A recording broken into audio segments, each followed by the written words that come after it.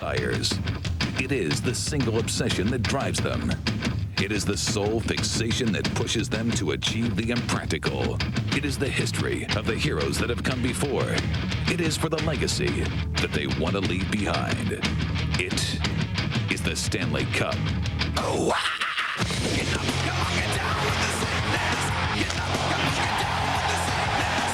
Get up, come on, get down with the sickness. Open up, come on, and then it open to me. Get up, come on, get down with the sickness. Get up, come on, get down with the sickness. Get up, come on, get down with the sickness. Madness, now come on.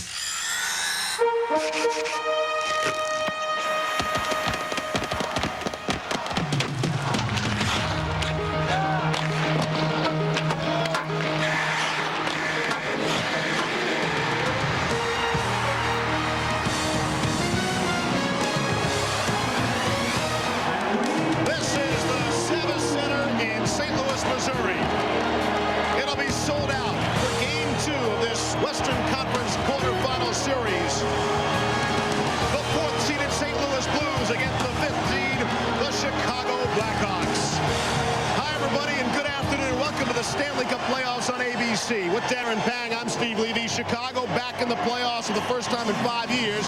They're not just back, they have the one-game-to-none series lead, despite the fact St. Louis outshot them and outchanced them in the big way. And a lot of that credit has to go to Chicago goaltender Jocelyn Thibault. Jocelyn Thibault was excellent, but look for the St. Louis Blues to really focus on rebounds. They felt like they didn't have enough drive to the net, and they felt like he gave something up there. 35 shots on goal. He was excellent. They also missed the net 23 times, and the Blackhawks blocked 20 shots. That's a 78 shot on goal attempt for the St. Louis Blues. We are set for some old-time hockey. The good old days. It's the Blues and the Blackhawks together in the playoffs. Which captain will lead the way this afternoon? Will it be Tony Amonte for Chicago or Chris Pronger for St. Louis?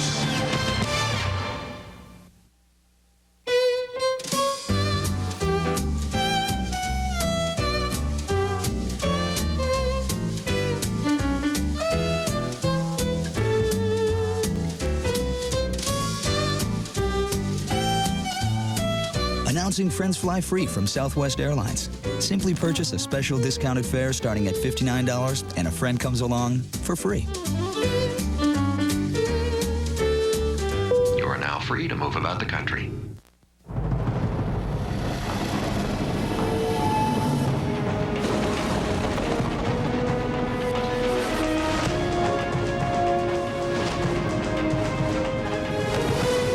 The passage is intense.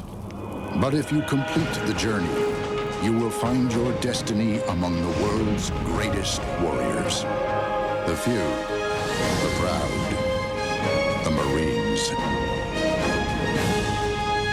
Take a look at this. Centuries underwater. It's such a thrill to restore these artifacts to their original beauty. That's why Crest White Strips are so great. In just 2 weeks, they restore your teeth to their original whiteness. It's a simple little strip. Just 30 minutes, twice a day, to whiten teeth 10 times better. And it's so easy to wear. While I'm doing my thing, it's doing its thing. Crest White Strips. Reveal your wider smile. Brown says make your life easy. Brown tells me you have all the choices you want. Brown says to me, get your shipments to your customers when they need it, where they need it. Brown says, relax. We'll get it done. Brown says, how about some more pie? Brown would say that. Shipping on your schedule. What can Brown do for you? Your thumb within your thumb, and that'll be your club. Yeah, that's what I was doing. That way you won't throw the club when your head's way up because you're looking where you're not supposed to. Am I not supposed to look? No. Head down. Take a swing now. Hey, Sean. Who's that dancing with your wife? That's Henderson. Nice pants. Very nice pants. Dockers dress casuals. Finally, guys have an answer to the little black dress. The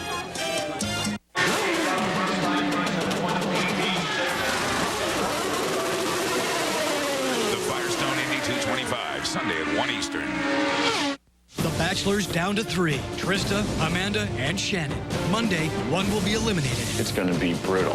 Then Thursday, the 23 rejected women tell all on the Bachelor Reunion Special at 8/7 Central. Followed by the season finale at 9/8 Central. The Bachelor. Who will he choose to be his wife? Monday and Thursday on ABC. Welcome back to the Stanley Cup playoffs on ABC. John Saunders alongside of John Davidson. I was thinking about this last night as I was driving home. I looked at the 16 teams and I said to myself, which one of these teams cannot win the Stanley Cup this year? The only one I came up with was Carolina. And oh, by the way, they're up 2-0 on New Jersey. There's a lot of salivating going on out there, right? All the fans are going, you know, why can't my team get to the Stanley Cup finals? Players and coaches are thinking the same way. Boston's the #1 seed in the East. They're down a game to Montreal. Montreal ranked number 8 going into the playoffs and played a great game in Game 1. Then you look at Detroit. They're down 2 games as the #1 seed to the number 8 seed, the Vancouver Canucks. John, I really think that this thing is absolutely wide open. Ride the hot goaltender, stay healthy, and I'm telling you, you can get there. Yeah, absolutely. Case in point, watch today's games. Coming up, it will be Games 2 for Chris Pronger and his Blues, looking to even up things with the Chicago Blackhawks. He's their captain. Max Sundin of the Leafs, also a captain. They're hoping to go up 2-0 on the New York Islanders. He was terrific in Game 1. The captain of the Avs is Joe Sakic, and they're up 1-0 on the Los Angeles Kings in a hard-fought game. Captain of the Sharks, Owen Nolan, looking to go up 2-0 on Phoenix. It's all coming up on the NHL on ABC.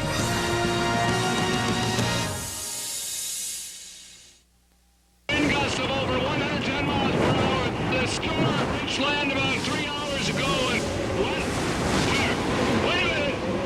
There's a person surfing a huge wave out there.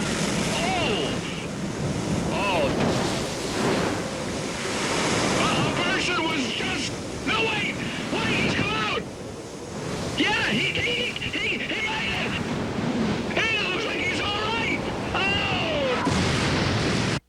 Dennis, got a great deal for you. You sitting down? A potato chip ad, $1 million. Not interested. Dennis, I just talked to the chip people, and because you're you, they say $2 million. What did I just say, Sam? No, I know, right, sorry. I got them up to 2.5 mil, and there's no eating of the chips. You look at them. For the last time, I don't do ads, all right? No, you shouldn't. And that's final. That I know, you're right. Done. Exactly. I'll tell them, maybe. With new Go Snacks, you can go anywhere. Go Snacks are bite-sized Doritos, Cheetos, or Fritos in new containers. They're waterproof. They fit in your backpack or locker. Go Snacks, go anywhere but hungry. On April 26th, What is that? the face of evil is back. Uh-oh. Jason X, rated R. He's here. Starts Friday, April 26th. Those chicken sandwiches are about as radical as your mother's minivan. You need to try a new KFC Blazing Buffalo Twister. It's got 2 blazing crispy strips, buffalo sauce, ranch dressing, cheese, all in a warm tortilla. KFC's new Blazing Buffalo Twister. Buy one now and get a free medium Pepsi. What? They gave our room away? Not what you want to hear. Then Super 8's where you want to stay, where VIP members get guaranteed rooms and 10% off. Clean, friendly Super 8. All the room you want. I know a great shortcut up ahead, but I'm not going to take it. New Dr. Scholl's Advantage Power Walk insoles have gel and a flexible arch, designed for a walker's stride. Dr. Scholl's. Look, feel, do better.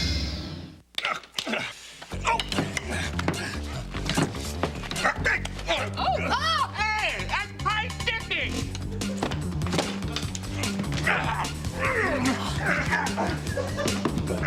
It's crunch time in the NHL. After a hard-fought season, the top teams battle for the most coveted trophy in all of sports, the Stanley Cup.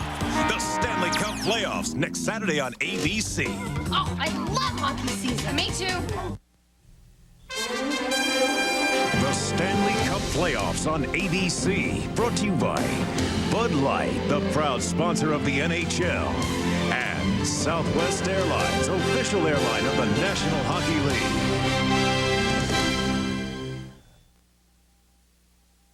Arch rivals Chicago and St. Louis set to go. Game 2 of this Western Conference quarterfinal series.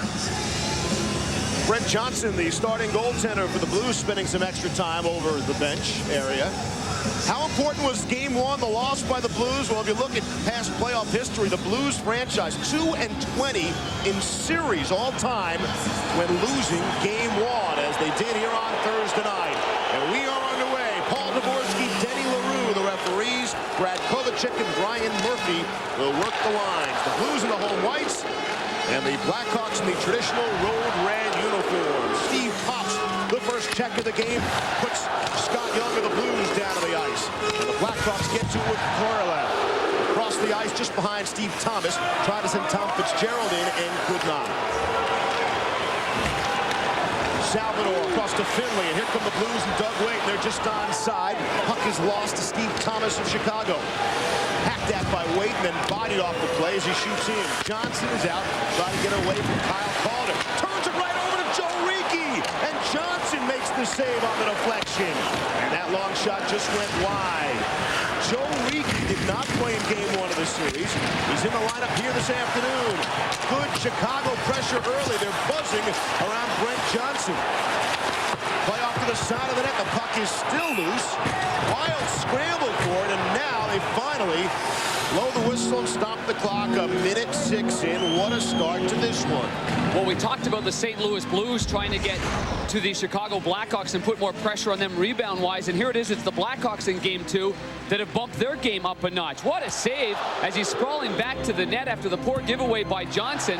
But he has to scramble. He gets back, gets some help from his defenseman Salvador, and then makes the save before landing on his belly. Zhamnov's line with Amani and Kyle Calder putting some tremendous pressure right off the hop in this game. That went off Zhamnov, then Salvador, and then the goaltender. Wow, off the face-off. Mike Van Ryn is back forward for the Blues, trying to slap it around the boards.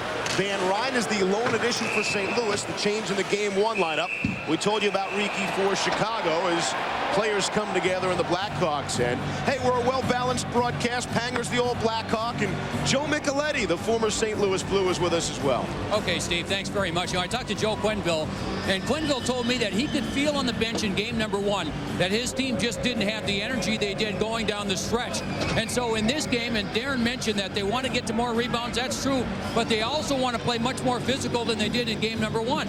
And talking to Brian Sutter, the Chicago head coach, when I asked him what he was going to say to his team, he was going to tell them this is a must-win for us, not for St. Louis. And I said, what's the key to the game for you? He says, we've got to play physical, especially in the first 5 minutes. Steve, you mentioned old-time Blues, Blackhawks, playoff hockey. This could be it right here.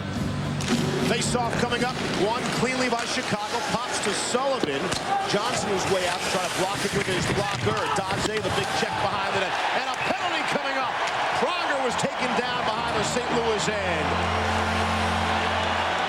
Eric Daze, Korolev on the ice with Sullivan. Normally Michael Nylander's the centerman on that line, but in game 1, Brian Sutter. 55 red, minor tripping.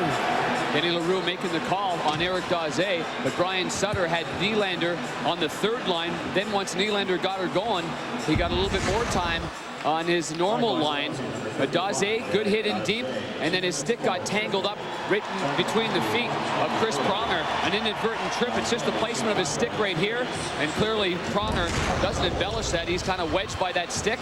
First power play of the game goes to St. Louis. In game number 1, the Blues scored their only goal of the game on the power play. Deflection by Dimitra, off feeds from McInnes. Pronger let the shot go that Dimitra tipped home. Again, that was the only goal the Blues scored in a 2-1 loss on Thursday night. Pronger will wire it around the boards. He and McInnes will play the points on this Blues power play. Mellenby was chopped down and couldn't get it back to the point, and it's cleared. One thing that Joe Micheletti mentioned in the open, Joel Quenneville, when he was looking at that bench, he says guys with 15, 20 seconds. So we really did talk about it, reigniting the engine after the emotional stretch run to put themselves in the home ice position. Tebow swept it around. Dimitra kept in. Here's Pronger. Wrist shot through traffic is blocked at the defense. How many times did we say that in game number 1? Blocked down. Here's Zhamnov, short-handed. Lets the long shot go. And off the glove of Johnson. And kicks to the corner. McInnes has slowed things down here. The Blackhawks did an excellent job of blocking shots. They had 20 in the opening game. 20 blocked shots. They did a great job in front of Tebow. Wrapped around the boards. McKinnis will hold his own. 50 seconds left on the penalty to Daze. Young, tricky feed for Ferraro. Couldn't do anything with it there. Kept in by McKinnis. Goes across for Doug Wade. Wade hit hard in front of that Chicago bench by Thomas. Here's Corey Stillman, top of the circle. Stillman for Ferraro. That shot stopped, and it's in! Off of Tebow and in! It's a power play goal by the Blues, and St. Louis leads 1-0.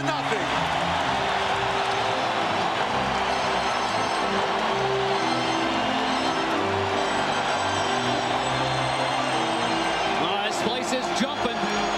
Dougie Wade setting up shop on the half boards. Far side. The pass across appeared as if it was blocked, and I thought Tebow had it. Karpatsev goes down and blocks the shot.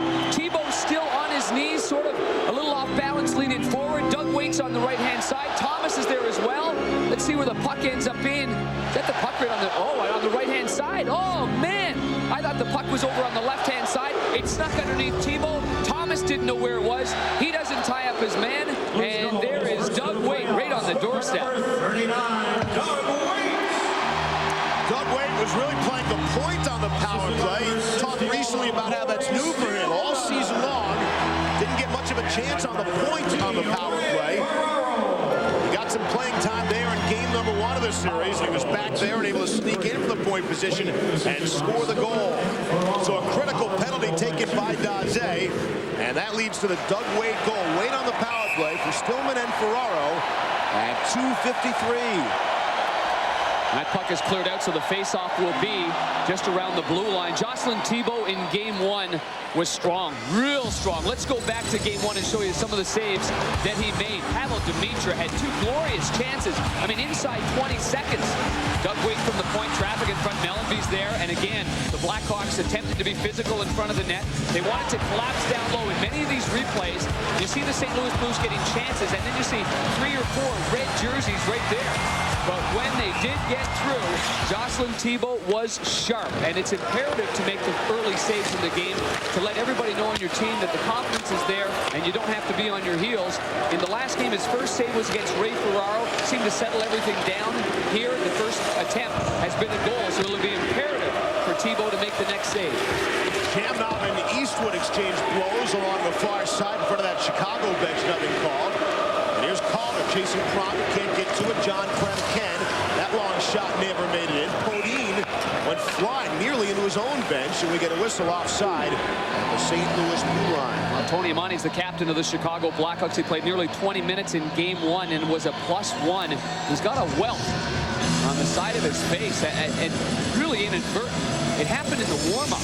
And this is really odd. He's just there getting ready, and it's almost like a bee stung him, isn't it? I mean, you couldn't tell. Mike Gapsky's the trainer, and no one realized what happened. Aaron Downey's stick had gone by, and it clipped him right in the face as he was skating by. And so obviously a little sour after that, what happened there. And so Tony Amonte and Zhamnov will see a lot of Mike Eastwood as they did in game 1. Whistle down again, offside, this time at the Chicago blue line. Actually, they'll say hand pass. This is kind of the way game 1 started. The Blues had a 1-0 lead on a power play goal. And of course, Chicago came back to win 2-1. Tight game. And I know that Brian Sutter yesterday was talking about Tony, and Tony wants to be a great player on a great team, not a great player on a bad team. No fun being a great player scoring 40 goals when you don't even get into the postseason and have a chance to sniff at the Stanley Cup. Kind of strange, just assume Amonte's going to lead the Hawks in scoring every year. This year he was 3rd in points, 2nd in goals. In fact, his goals have decreased in each of the last 4 seasons, but as you point out, this is the first time in that period they're in the playoffs. Tony Amonte will take that over goals any day.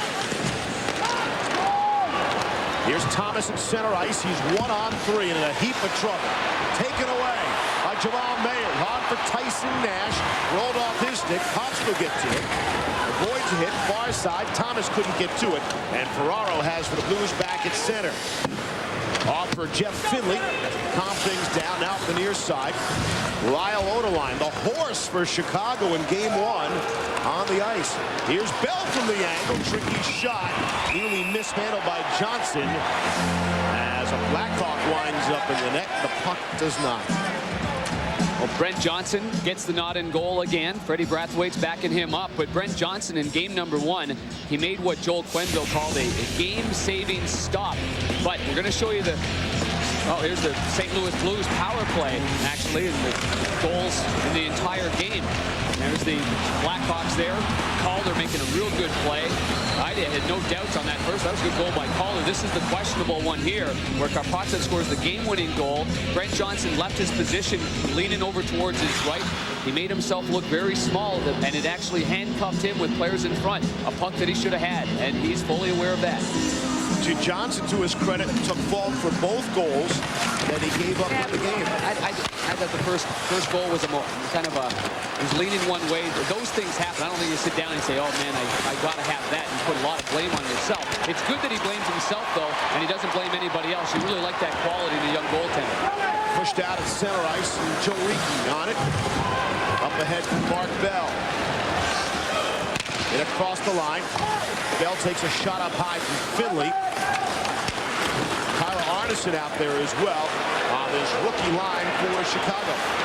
Joined by the captain, Tony Amonte. Quick blast, stopped by Tebow. And he'll hang on. Doug Waite seems to be humming along this afternoon. Doug Waite played about 15 minutes in game number 1. And there's some concern every time he gets hit in that pelvic area because the injury that he sustained and how much power and explosiveness he's going to have. But already Joel Quenneville plans on using him more in this game. And he's moved right up there with Stillman and Young. So he's got capabilities offensively on both sides of it. Stillman can make a play, and Scott Young is obviously a very fast skater that can shoot the puck hard. So Dougie Waite, as a playmaking centerman, fully is aware that he's got to put the puck in the right spot for his wingers. That was a good shot, although it was right in the midsection. He's obviously trying to go between the legs and got it up too high. Here's Zhamnov, able to glove it down, finds Odeline. Played 28-plus minutes in game 1, more than any other Chicago Blackhawks player. Van Ryn, a check on Calder. Pronger able to poke it free away from Monty as the two captains get together. Cross-ice pass is a beauty. Tape to tape to Pavel Demitra. Centering feed, and the backhander goes wide by Keith Tkachuk. Tkachuk had 7 shots in game 1. It was the high in the game for either squad. Here's Tkachuk. Down low. Mellenby to the front of the net. Pronger will shoot it in deeper. Delayed penalty is coming up as Mellenby touches up, and it's going to be a high sticking penalty. We'll have a power play when we come back. The Blues already leading 1-0. Yeah. Cool off, Mater. Barry, where's the Bud Light? It's not my turn to get the beer. Guys, whose turn is it to get the beer? Barry's. Ta-da! If I get the beer, I'm going to miss the first period. Now, that's not what the old coach Barry would have said. Fine. Oh, and Melrose. Make sure it's cold. Rookies. Cal Ripken, peak performer, car enthusiast. He loves driving. Time to pay up, son. And naturally, Cal values performance, so he uses new fine-tuned Quaker State motor oils, like Peak Performance, for engines in their prime, backed by warranty on all lubricated engine parts, even if you change your oil. Okay? Okay! Rematch? Okay, you lose, you clean my room. Hey, take it easy. I'm retired. For performance you can count on, Quaker State. Stay tuned. What would you do with a new Pontiac Vibe? That's our vibe. Nice. Yeah, it's like sleeker. It's a little more like sports car-ish. This is more than enough room for the board. We'll bungee you to the roof. I like the stainless steel on the dash. I dig it, I have to say. Seats fall down. I could have definitely used this when I was moving to my apartment. I wonder what this thing does. That's the eject button. Oh, it's a power outlet right there. All right, we're ready to roll. Give it all she's got, Captain. What would you do with a new Pontiac Vibe? The penalty was Scott Mellenby. 2 minutes for high sticking at 6:19. Well, battle in front as the two top lines are going head-to-head. Center Alex Zhamnov takes Mellenby in front of the net. And then Mellenby's right hand. The left hand was fine. It was right around shoulder height. But the right hand came up and clipped him right underneath the chin. But both coaches like this battle of both top lines going head-to-head. First power play of the afternoon for Chicago. They didn't have a chance to really work on the power play in game 1. Had just one opportunity for man advantage on Thursday night. Went 0 for 1. Pronger. Daze, the body. Rolled up on the near side. Eastwood couldn't clear it. Kept in by Zhamnov. Good play with the glove. And now the Hawks will look to set it up. Here's Nylander. Far side, rocket. It might have kicked off the post off the deflection. And it's cleared out to center ice. That was a good deflection there. I tell you, Phil Housley with the one-timer from the hash marks on the far side. Here's Housley leading the rush. Out ahead for Zhamnov. And they are offside on the power play. It still has a minute and 14 left in it. The quest for the most coveted trophy in sports continues next Saturday on ABC. We'll have more exciting regional coverage as the first round moves to games 5 and 6. Action begins at 1 Eastern. Check your local listings for the game in your area. And you can read John Davidson's analysis of the early rounds online at ESPN.com. The keyword ABC Sports. Phil Housley, the veteran defenseman from Minnesota, only played 12 minutes and 21 seconds in that opening game here, as Brian Sutter really got the big boys out on the ice in what he thought was going to be a real physical battle, and ended up being so. Here's Young winning the battle against Sullivan. Off for Drake on the far side. Minute 3 left on the Chicago power play. But Housley, in these situations, he's been such a big part of the Blackhawks' success. Paired with Alex Zhamnov, they were partners in Winnipeg in the mid-90s, and they played the point on the power play then. Wonderful chemistry between the two players up top. Again, shorthanded. Here's Drake. Had 3 shorthanded goals in the regular season. They're offside at the blue line. Set for an update. Back to John Saunders and John Davidson. Steve, thanks a lot. Colorado and Los Angeles, the Avs with a 1-0 lead. Is this the best wrist shot in hockey? That's a perfect shot to beat Felix Potvin. Sakic's second of the playoffs, his 58th in his career. But moments later, Ziggy Palffy back to Deadmarsh off the post. First shot of the game for Los Angeles. Those goals 22 seconds apart. It's tied at 1 apiece. You keep us posted. Everything else happening today in the Stanley Cup playoffs. Some action tonight over on ESPN2 as well. 42 seconds left on the power play. Good job so far by the Blues on this penalty kill. And here's Odeline leading the charge out there with John Clem. 30 seconds left in the man advantage. Wrapped around the boards. Finley hit by Calder, gets possession of the puck. Back to the point. Odeline look to shoot it down low. And Pronger blocked it. Pronger might be hurt, depending upon where he took that puck. You see Pronger in pain. The Hawks look to move it ahead to center again. Here's Odeline. Watch that. Odeline and across the line. Finds Calder. Working on McKinnis for Daze. The penalty is over. Mellon being out back into the play and looking to break. Fresh out of the penalty box, race for the puck. Tebow comes out to play. Calder will get it across. No shots on goal with that man advantage. 3-on-2 down low, and Daze couldn't handle the hard feed from Nylander. Took it on his backhand.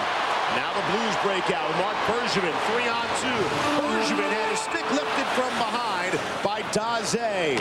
But a great back check by Eric Daze. Real good back check. Leading to the offside. Super play by Eric Daze, their leading goal getter this year. Chris Pronger, he's talking to Ray Barilli right now. Boy, was he in a great deal of pain. From our reverse angle, we see the shot by Odeline. There wasn't much on it. But for whatever reason, it caught him in a soft spot. And don't forget, the shoulder pads cover the top part of your chest, and then it's right around your midsection where it's bare. Must have just caught him in the wrong spot. You recall several years ago when he got hit by a puck and had a heart problem that forced him to close her down on the ice. It was a terrible thing. And when he went to that bench, I thought at first it might have been a slash or something on the hand, but it puck right in the midsection. I remember that very scary scene.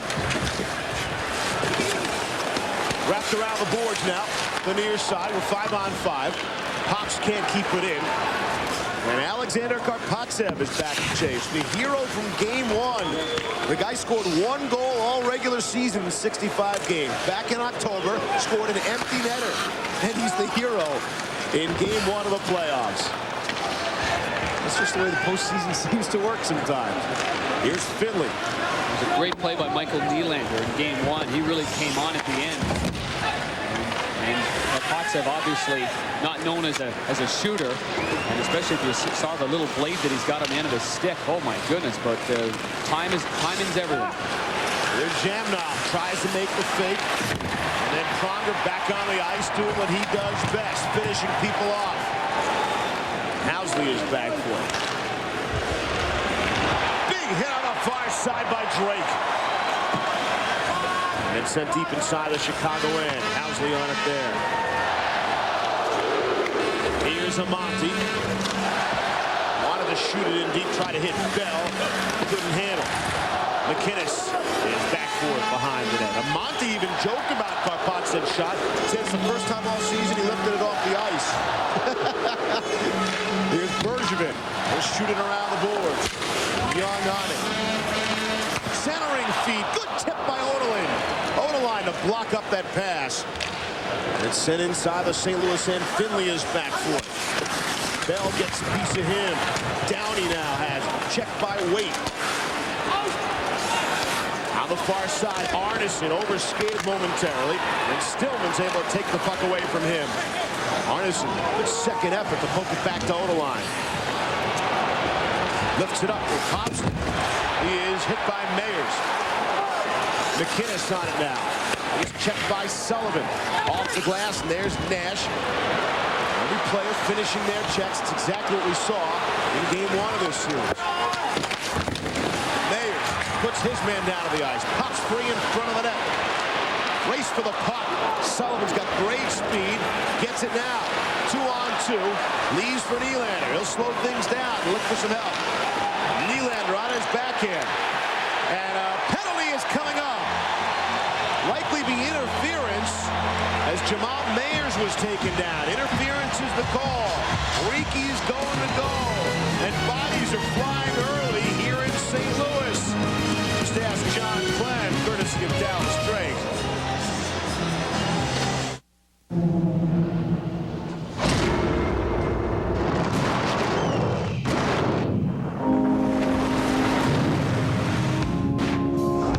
This is Silverado Heavy Duty. Available with the Duramax diesel. The most powerful diesel you can get in a pickup. Silverado Heavy Duty. More truck from Chevy.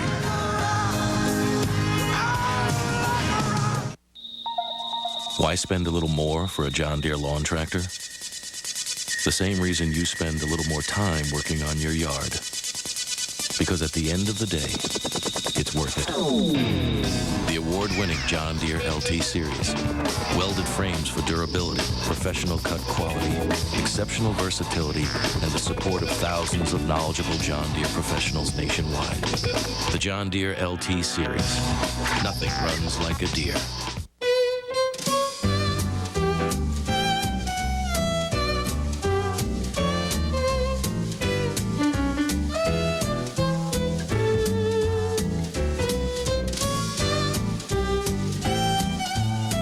Announcing Friends Fly Free from Southwest Airlines. Simply purchase a special discounted fare starting at $59 and a friend comes along for free. You are now free to move about the country. Joe Riki is going to get a minor penalty. He's coming from the left side of your screen through the blue line, and he throws a little pick right here, gets his body in the way on Jamal Meyers, who's trying to track down the puck carrier. Referees there calls interference. Second power play of the game for St. Louis. 11:31 is the time of the penalty. Dating back to the first game, the Blues have actually scored on their last 2 power play chances. 1-for-1 this afternoon, and they scored on their 3rd power play chance in game number 1. They're going to call it icing to the dismay of this crowd. Offside, rather, beg your pardon. And to the dismay of this crowd. The Bud Light Stanley Cup summary. Chicago 13-2 all time when they win game 1 in a best of 7. And teams winning the first 2 games, well, you got to like your chances there. Throw all the numbers out. Throw them all out the window. All the stats, all the numbers. It's the Blackhawks and the Blues. Brian Sutter's been involved in 8 of the 10 series between these 2 teams. They have not met in the playoffs since 1993. One guy to look for in the St. Louis power play. And as you mentioned, they scored a power play goal in the last game, and it was Pavel Demitra, and he has scored the same way many times. So we'll see if they work that same formation with Pronger at the point and Demitra in front. Here is Pronger towards the front. Tebow the save, and there's no rebound as Mellenby and Clem are involved. Now they separate. And it's all a matter of your defenseman. If it's Chris Pronger like it was in the last game, then it's a matter of timing. Pronger waits, hesitates, and allows Demitra to get in front of the net while the traffic's not focusing in on him. So let's go back to game one. On the right side of your screen is going to be Pronger. Here's Demitra going to the left. Now he waits. Now watch, it's going to be a fake. So that's where Lyle Oline goes to the right, and it allows Demitra to be open, and he redirects it right between the legs of Tebow. That was game one. Sullivan will shoot in and kill some clock. Look at Pops took a shot to the face, and there you see he's getting some attention. Here's Keith Tkachuk now moving to the middle. Try to drop it through from Mellenby. Fitzgerald on him. Rolls up for McInnes. He's got a lane if he wants it. Goes to Pronger. Takes the shot. Backdoor play now. And it was Mellenby couldn't get it through the traffic. Pronger for McInnes. Back to Pronger now. Tkachuk in a high slot. Weight down deep. He's got the puck from Mellenby now. Back to the point. Shot tipped wide of the net. McInnes able to keep in. Oh, heavy crunch in the corner there as Tkachuk was taken down. Pronger long shot. Stop. Rebound loose to Sullivan of the Blackhawks, and he's able to clear. Well, I think Lyle Oline was fortunate he didn't get called for a hit from behind there. Oh, he just went at Keith Tkachuk, and maybe Keith Tkachuk spun at the last minute. And if that's the case, then the referee might have felt he put himself in a bad position, but he drilled him from behind. Here's Young. He's on his backhand. Drops to the point. Going to be a race. He can't get there in time to keep it onside as they were changing. Yeah, both the big horses on the blue line, McInnes and Pronger, went for a change same time. Here's Stillman from the angle. Back behind the net. Centering feed through two Blues, not through weight, though, and that shot off a skate in front. Here's Young. Checked by Housley. Taken down to the ice. And it's pushed out to center ice. Good penalty kill by the Blackhawks, who, after the regular season, they were tied for their 21st in road penalty killing at only 82%. Here's Mayers, got a step. Now only needs the puck. Drake trying to spin away from Karpatsev. Arneson there, able to get it ahead for Downey. Pronger on him, and he'll shoot in. How do you like that? Brian Sutter comes right back with the all-rookie line to energize them after they killed off that power play against them. He's puck along the wall. It's 2-on-2. Shots relatively even here. We have 5.5 to play in the first. St. Louis a 1-0 lead on a power play goal by Doug Wade. Softly inside the St. Louis end. Here's Pronger on goal. Tebow makes the save.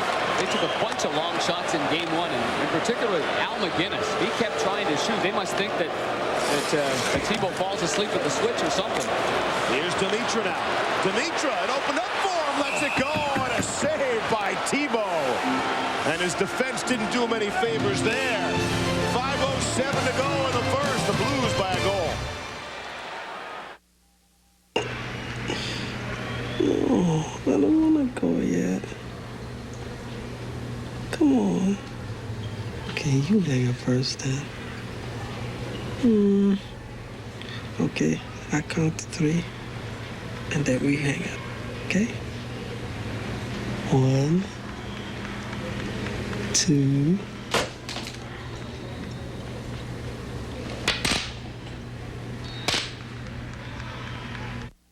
Oh, this is incredible. This is like that picture-perfect road you see in like Road and Track.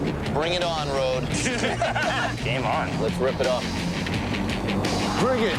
Bring it. Let's go. Oh, look at this. That's a 180 turn right there. See how it handles. It's just like sticks to the road. A little Mario Andretti over here. Ooh! This thing's flying up the mountain. Meet the new Pontiac Vibe. Vibe 1, mountain nothing.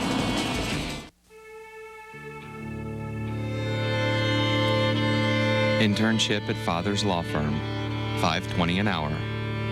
Internship at Uncle's Insurance Company, $6 an hour.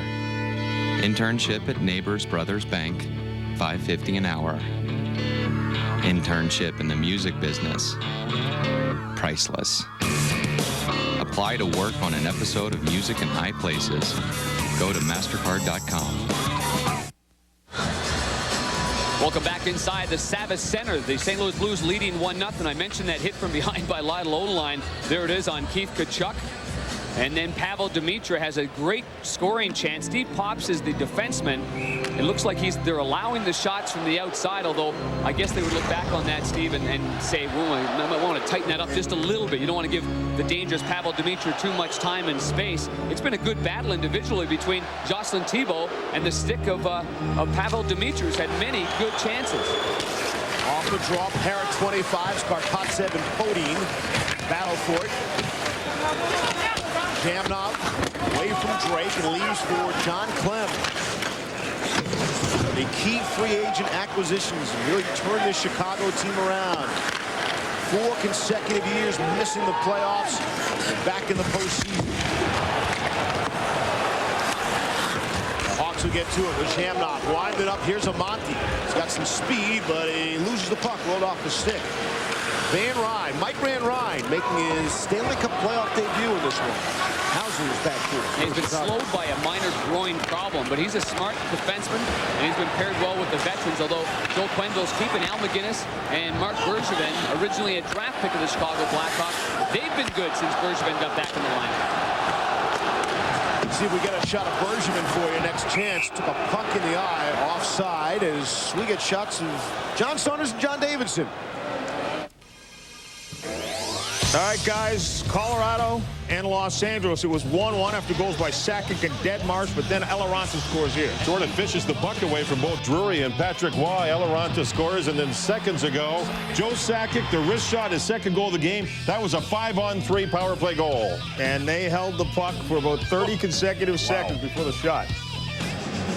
All right, guys, thanks. There's a good look at the right eye of Mark Bergevin. Took a puck in practice, took a puck off the eye in practice yesterday. A wild drill. I think everybody's on the ice at the same time. 2 pucks. They get points for scoring with a certain puck, but so did Christian Laflamme, almost an identical play on an identical side of the ice. Reflected off the glass behind the net. Here's Fitzgerald. Back behind the net now. Hawks looking to set something up. They've just got 4 shots on goal to this point. Make it 5. Stopped by Johnson. Again, he juggled the puck and again was able to hang on to it. Good D-to-D motion by the Blackhawks, Odeline and Steve Pops. Pops is a very, very unheralded defenseman for the Blackhawks. He played 26 minutes and 25 seconds in game number 1. It's all about the D-to-D here. Stop it here, guys. We got, this guy's already in that lane, so you got to move it aside and try to spread out the D if you can. The white jerseys to give yourself an opening to the net. Good puck movement, good clean shot on goal. And I think what Pops was hoping for was that Steve Thomas was going to be able to get in front for a tip-in. Thomas was taken because of the good body position of the Blues defenseman who got good inside position on Thomas. Chicago just 5 shots on goal in game 1. They had 5 shots on goal in the entire first period. This first period has 3:39 left. There's number 6 already off the face-off. Thomas got the floater away, and Johnson was able to make the save. After the Blackhawks scored Karpatsev's goal, game-winning goal to the glove side, look for the Blackhawks to keep trying to go there on the young goaltender. Johnson will leave it there for Bergevin. Hit a lack of shots by Chicago. Some of that's on the Blackhawks, but a lot of that is on the Blues. They just do not allow shots. The 4th straight season, St. Louis has allowed the fewest shots on goal in the NHL.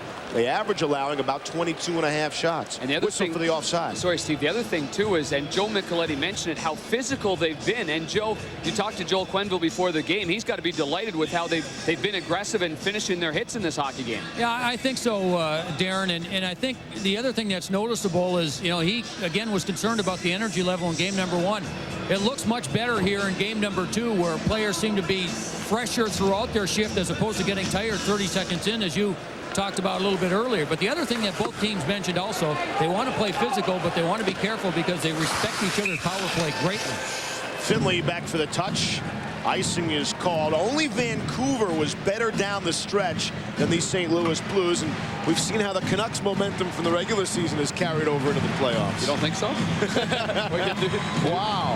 I guess so. I guess so. They have stunned the crowd in Joe Louis and stunned the hockey world, I think. Yeah, that's what everybody's talking about. Everybody down here, that's what they're talking about. Watching the game.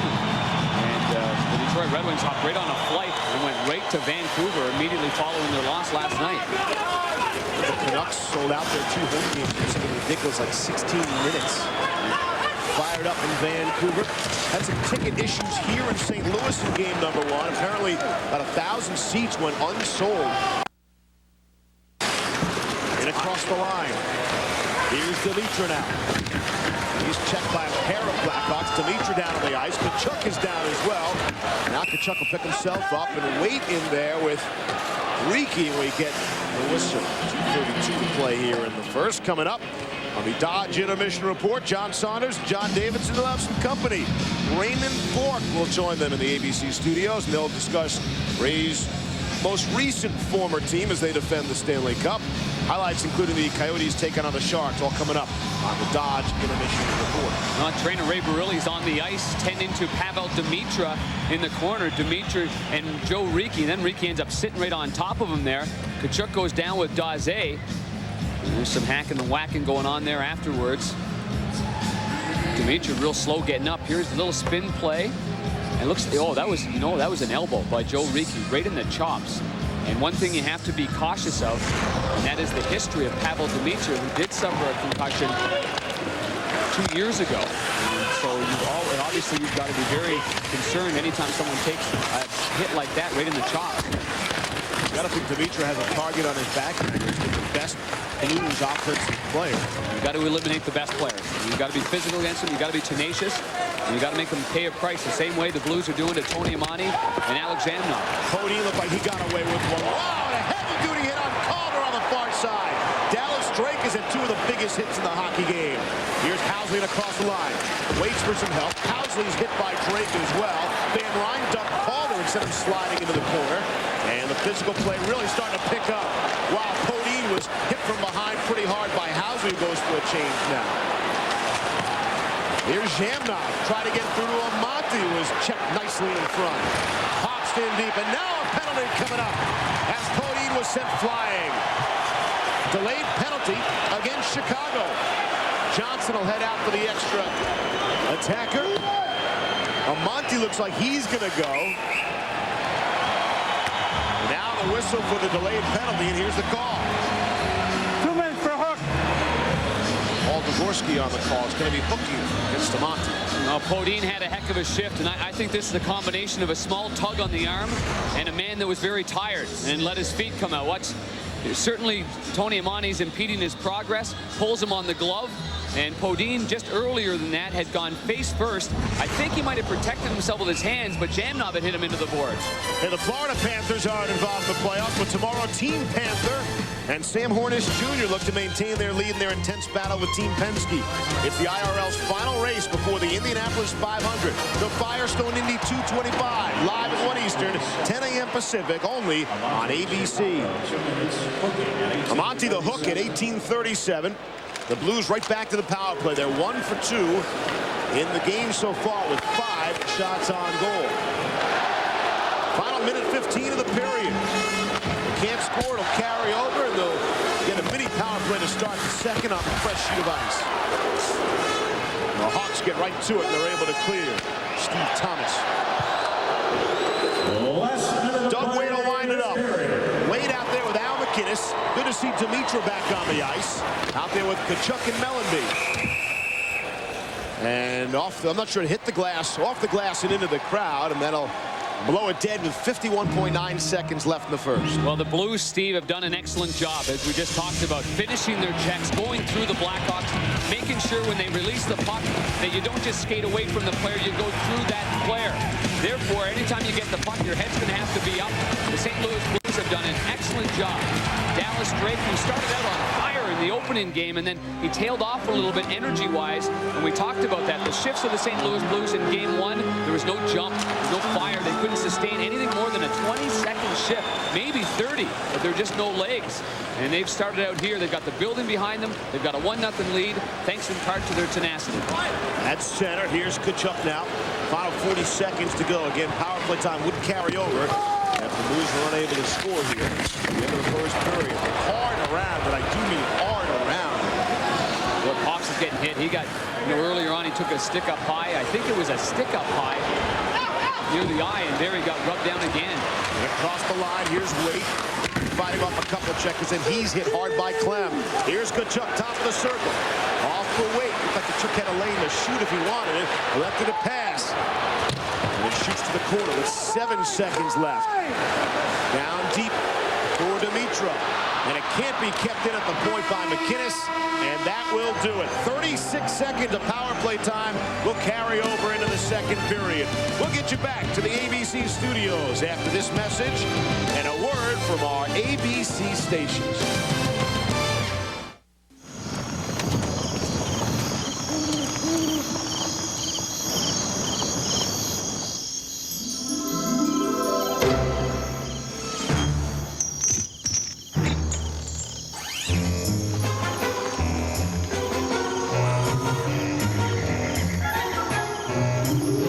After the all-new Chevy Trailblazer, everything else just seems kind of weak. The 270 horsepower Chevy Trailblazer, like a rock.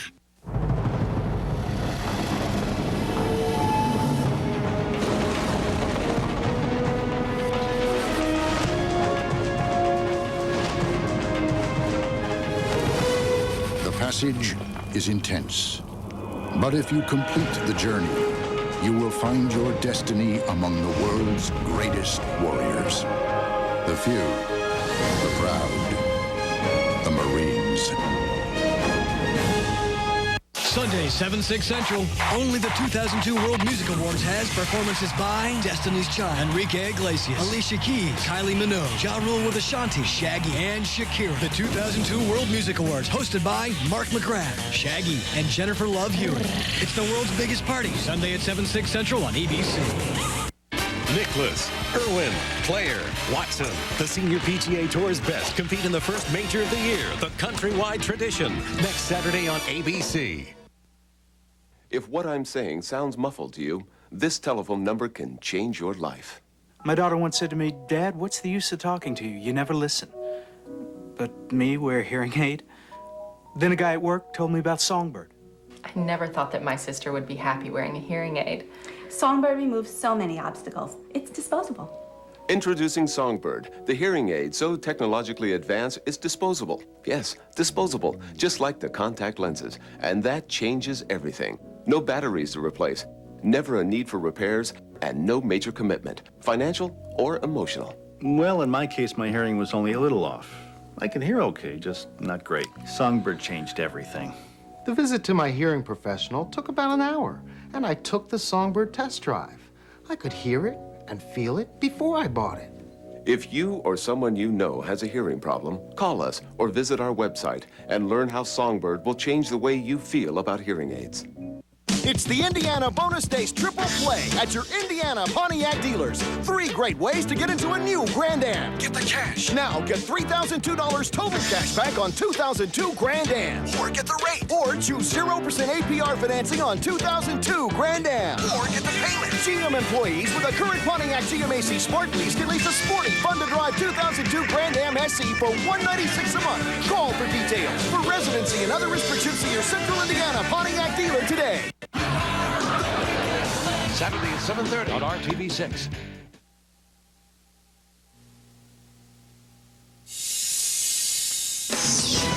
This is the Dodge Stanley Cup Intermission Report. Here now, John Saunders and John Davidson.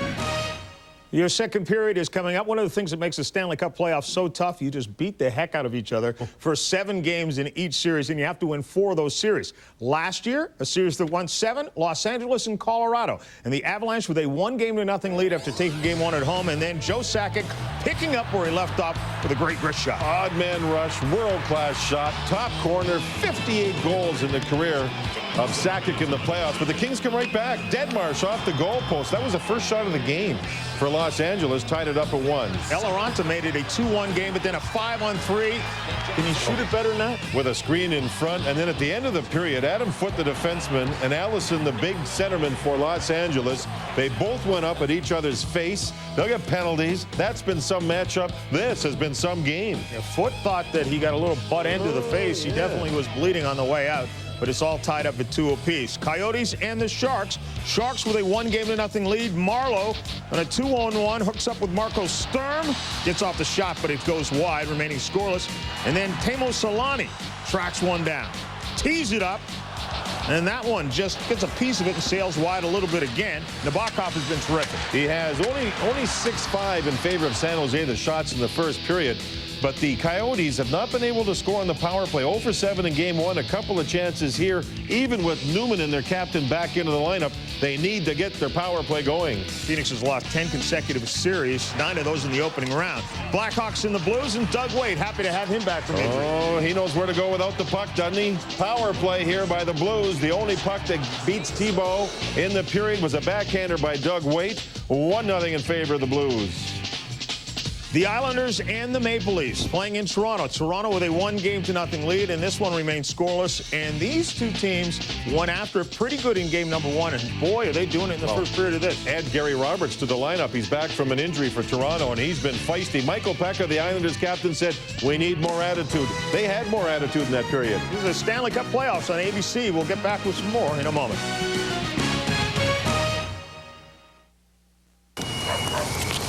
Hi, Rob. Oh, hey, Miss Larson. Nice caravan. Thanks. I used to have a van.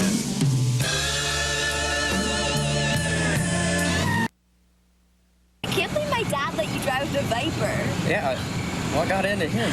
Dad's Caravan, offering a power sliding door, a power rear hatch, and the kind of room you'll really dig.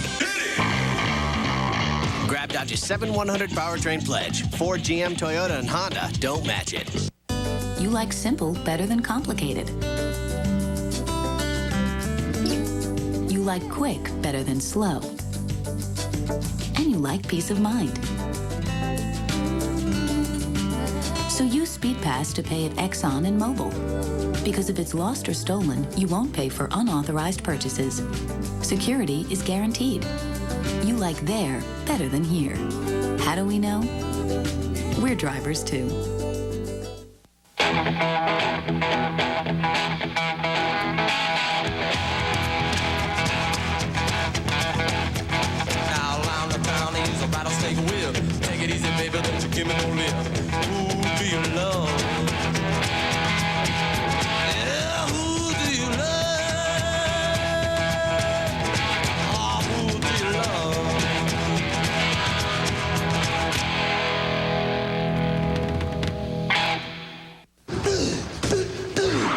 People who don't use 1-800-COLLECT make me mad. I pity fools who don't know it saves a buck or two. 1-800-COLLECT always leaves a good impression. Use 1-800-COLLECT. Save a buck or two. Those chicken sandwiches are about as radical as your mother's minivan. You need to try a new KFC Blazing Buffalo Twister. It's got 2 blazing crispy strips, buffalo sauce, ranch dressing, cheese, all in a warm tortilla. KFC's new Blazing Buffalo Twister. Buy one now and get a free medium Pepsi.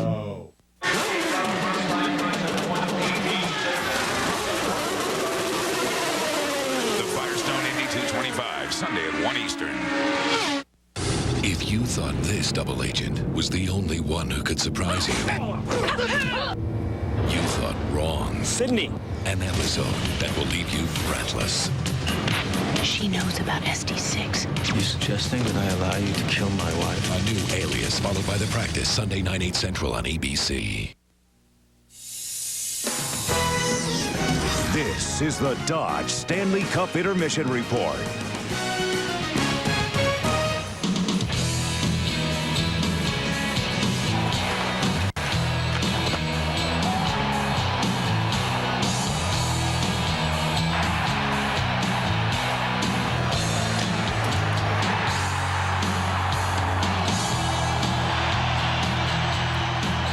It took half a lifetime for this to happen for Raymond Bourque. He left his beloved Boston to head to Colorado and Denver for a chance to win the Stanley Cup. And Raymond Bourque has done that. He joins John Davidson and myself. How's retirement been? It's been great. I've been looking forward to being a full-time dad and husband, and that's what I've been doing. So it's been awesome. Been hanging out with us the last few days. Yes, I have. I have. We've had a chance to watch the biggest surprise right now. Vancouver up 2-0 on Detroit. What's happening there?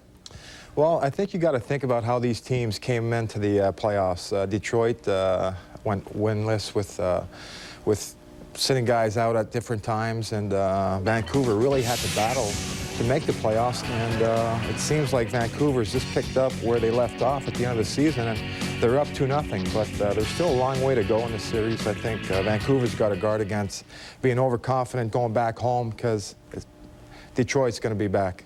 Yeah, I get the feeling they're going to be celebrating right now in Vancouver, and the coaching staff's going to say, relax, everybody, relax. Exactly. Let me ask you a question, Ray. You played in Colorado. Your team went to win the Stanley Cup, 7th game series to win it all. Patrick Roy, take us inside the locker room and tell us what Patrick Roy is all about. We certainly see a man that can stop the puck and looks like he wins. Tell us about him. Well, he's a competitor, first of all, and let it be practice or games. He wants to stop every puck, and you know, I remember the series against Vancouver last year. We won 4 straight, but, you know, he was getting criticized a little bit in some of those games. And just remember him going into videos, watching videos, or just looking at his form. He loves to be square, and he's so technical. And whenever there's a goal scored or whatever, he's in there between periods looking at how he was positioned, and he just keeps working on his game. That's between periods during a game. He'll go in there and look at the video of a goal he's allowed? Or an off day. Yeah. You know, the next day he'll go in and look at the opportunities that were against him and see how things were going. I remember him telling me about the catching glove. He said, I have a problem. I says, what's the matter? He says, it's not tilted enough during games. I was lucky to have a glove stay on my hand, let alone tilted. What happens if it's Colorado-Boston in the final? Well, I don't think I could lose that one. I'd love to see it. I'd love to see it. Thanks for joining us. And our ESPN hockey team just got a lot better.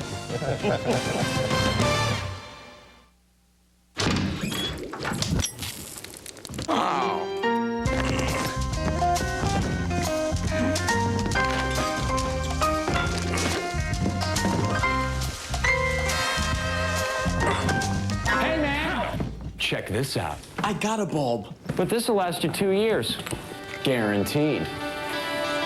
Cool. Philips, light bulbs that last. More common than green eyes. More common than freckled faces. More common than being able to touch your tongue to your chin. More than 30 million women have it, most because of heredity. That's why there's Rogaine for women, the first FDA-approved treatment clinically proven to regrow hair. So when you realize the hair on the bathroom floor isn't your husband's, remember, there's hope, there's help, there's Rogaine.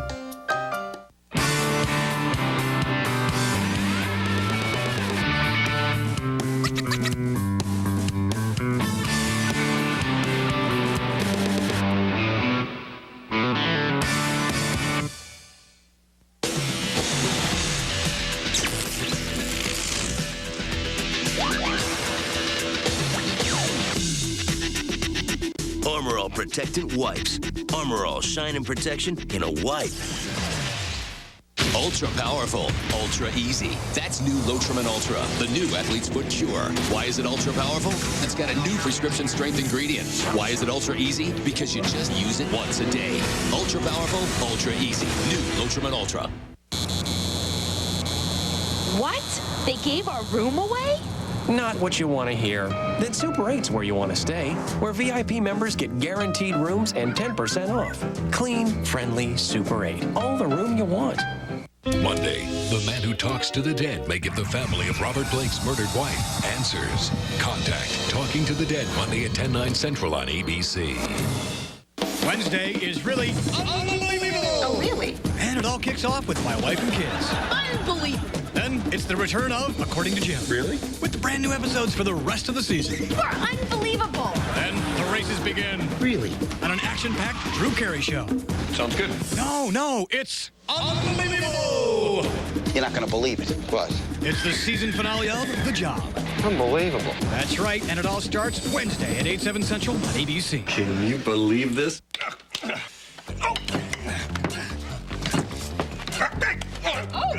Hey, that's high sticking.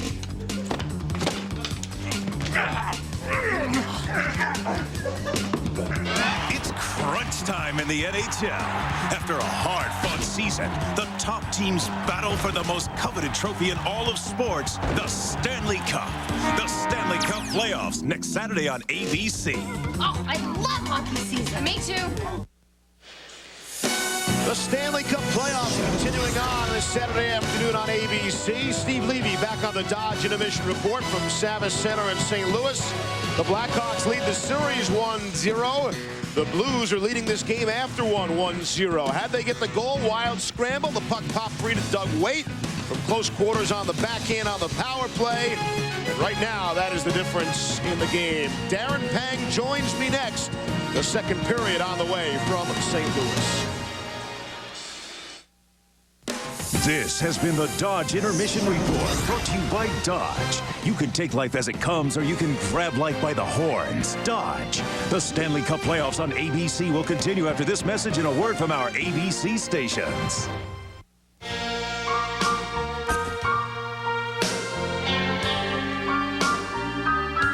It's not for sale. No. Some things are just too good to let go of. That's why there's Valvoline Max Life, the first motor oil formulated for higher mileage engines. Max Life conditions use seals to help prevent leaks and helps you hold on to your car for a long, long time. Don't even think about it. Valvoline Max Life.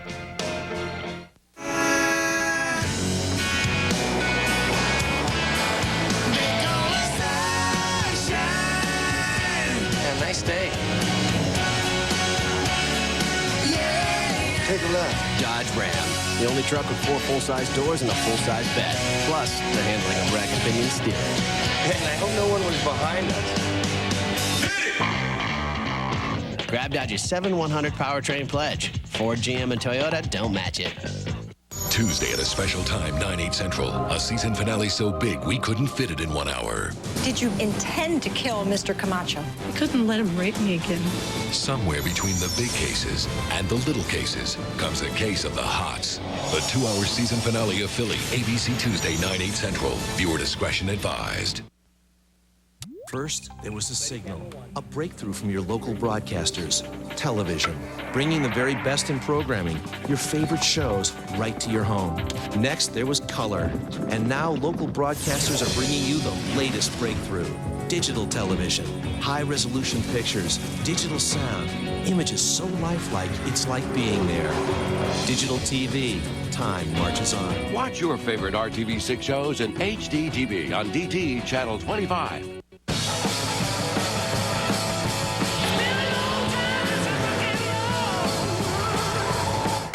Hey, honey, I just bought a race car. A race car? Cadillac Seville, Stabilitrack 2.0, and the powerful Northstar V8 standard. Yeah, honey. It's a race car. Breakthrough. Visit your Indianapolis Cadillac dealer for this attractive offer.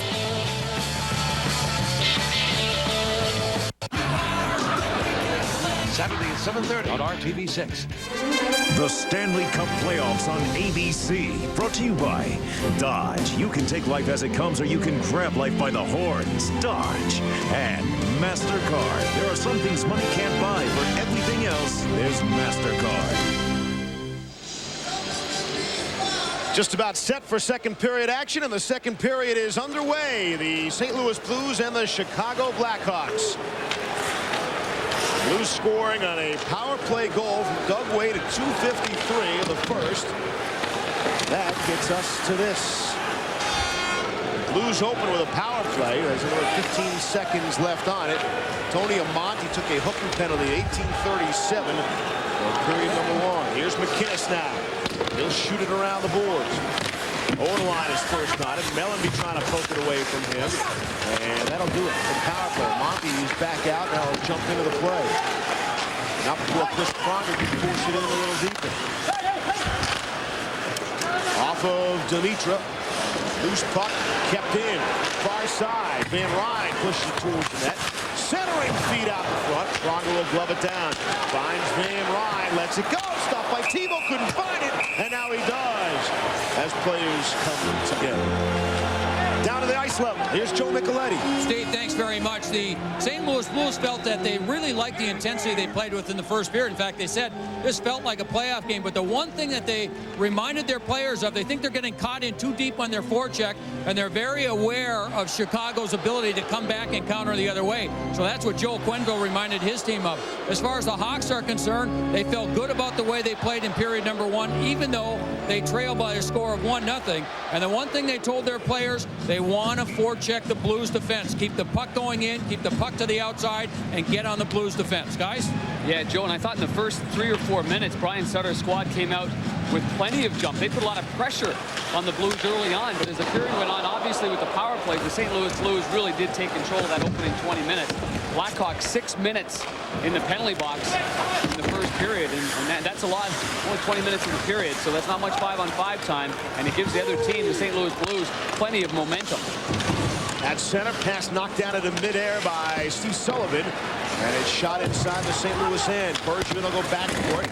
Sullivan gets a piece of him. Pops on the far side, away from Doug Weight. Here's Sullivan for Nylander from the angle. That shot was blocked nicely by Bergevin. Centering feed went through everybody and all the way back out to center. And Pops to jump on it there. He's full checked by Stillman. Nylander overskates. That leads to Weight. Great play by Weight to make sure he was onside. Wait for his teammate to clear the zone. Sullivan hit by Salvador, stepped up nicely. Eastwood on the steal. And Tebow poking away from him. Here's Dallas Drake off for Sean Podine. Centering feed off of Drake. He was spun around by Karpatsev. And it's tipped out to center ice by Daze. Salvador quickly hits the brakes and reverses the flow, trying to catch Chicago on a change. First man is Eastwood. Sanded for Podine. Now back behind the net, trying to wrap it around. It was blocked. Orlov got a piece of him, and it's sent all the way down and on goal. Good play by Steve Pops, number 8 for the Blackhawks. They needed a line change, and he put that right on net. It allowed both teams to make wholesale changes. Dimitra from Mellenby. Van Ryn pushes it deeper, and here's Steve Thomas the other way. 2-on-2 as they hit the Blues blue line. Here's Fitzgerald in, and the shot stopped by Johnson. Tom Fitzgerald found a seam there, and Brent Johnson able to make the first stop and didn't have to make a second. Here's Korolev now on it. Plenty of traffic in front. Korolev going to kick it to himself, but it's Keith Tkachuk lumbering out of his own end. Tkachuk still out. Full-fledged 3-on-2. Here's a shot. Hit the post. Van Ryn hits the post to the right of Tebow. Oh, good shot. Fitzgerald is shooting. Wow. Tough play for a goaltender. Right-hand shot on the right side of the ice going against the grain, and it hit the post on the stick side. Van Ryn's been rather offensive-minded in the first 3.5 minutes. Been firing towards that Chicago net. Oderline, tip shot by Zhamnov, stopped by Johnson, and he hangs on. And good offensive plays at both ends, and now a little Chicago-St. Louis flavor. Yeah, Alex Zhamnov throwing it. Kyle Calder in there, Dallas Drake. I mean, you're in front of the net like that, you should pay a price. This is playoff hockey, and Sean Podine, the winger, came back low in front of his net to help out. And he was real physical on Zhamnov. Good give and go by the Blackhawks, starting from the half boards. Now, this is right after. Ooh, someone's right. Was that Eastwood? Yeah. Yeah, Eastwood. Oh, he missed. Zhamnov with a right. Yeah. Well, don't forget, Eastwood and Zhamnov have been going head-to-head as much as Joel Quenneville can get him out there against him. There's the shot with traffic in front. Oderline was cutting across with his man. Reverse angle. We see the traffic there. Tkachuk, and right off the far post. But, you know, that doesn't happen if Keith Tkachuk doesn't come in front of the net from our Southwest Airlines goal cam. You see that all the play, all the bodies to the left side of your screen, and the puck end up hitting the right side of your screen on the stick side on Jocelyn Tebow. I spoke at length to Jocelyn yesterday about the way he plays and the style that he plays. Mike Eastwood is going off for roughing, and it was that right. So obviously the referee saw that one right, and they missed the one that was missed by Alex Zhamnov. Eastwood goes alone for roughing at 3:34. Usually in a scrum like that, both guys will go and it'll even things out. There's Nylander off the draw. Try to get the deflection in front. Jamal Mayers got to it, couldn't clear. Far side, Zhamnov stays on the ice after the scrum. Back to Phil Housley. Off for Daze. Cross for Zhamnov. Housley one-timer, shot blocked. Chris Pronger and Al McInnes each blocked 4 shots on goal in that first game. Tied for a team high. Here's Daze. One down deeper now. Just rolled away from Calder, and it's cleared down the ice. He didn't anticipate the bounce off the boards. His stick was in a precarious position, and the St. Louis Blues are able to get it. A play in which the Blackhawks should have control of that puck in the corner. Johnson had all sorts of time to take a look. Housley able to keep in momentarily. Drake forced him a little bit, and Nylander regroups for the Hawks at center. He'll drop it back to Phil Housley, who knows a thing or two about quarterbacking a power play. Here's Thomas, slowed up softly around by McInnes. Far side, Zhamnov. Scott Young just missed on a high elbow, and it's sent down the length of the ice. 40 seconds left on the man advantage. Here's Young. Able to poke it in, couldn't get it deep, and Housley right back out for Chicago. Here's Bell shooting around. Johnson, again, doesn't have to worry about players right on him. There's all sorts of time. Yeah, he's getting plenty of protection. Jeff Finley doing an excellent job on Sullivan. Finley hit by Almonte, and the puck is cleared again. Sometimes when you're trying to play a perimeter game and look for the fancy play, it's better to go back to basics. The Blackhawks should just get that puck to the point and get it on net with bodies in front. Loose penalty killing is 14th during the regular season. They got 11 spots better since January. Eastwood out of the box, and he's onside. Mike Eastwood shot, and he missed the target from close quarters. Great pass to stay onside. Daze the other way. Missed the mark on the short side. We go coast to coast. On the skate right to Lyle Orteline. Here's Calder's shot. Blocker down by Johnson. The rebound of the Blues. Good pick by Bergevin allowed Van Ryn to get it ahead. Calder on it again. He's got some help. Calder tried to feather it through to Almonte. Couldn't get a grip on it. Oh, Waite, good check in front of that Chicago bench. Waite, though, gets the worst of the exchange with Pops. Here the Blues right back. And the last second shift by Kachuk at the line led to the offside. St. Louis maintaining their 1-0 lead. It's time to play the Blues.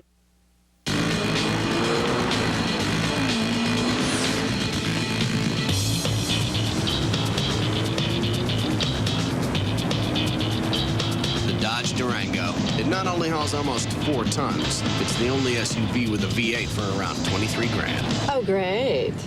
Stuck behind another one of these. Grab Dodge's 7-100 powertrain pledge. Ford, GM, Toyota, and Honda don't match it. Okay. Small business software, $500. It's coming up. Small business seminar, $300. Small business supplies, $90. Leaving work early to use your reward points, priceless. Now small business owners can earn reward points to use more places than ever before.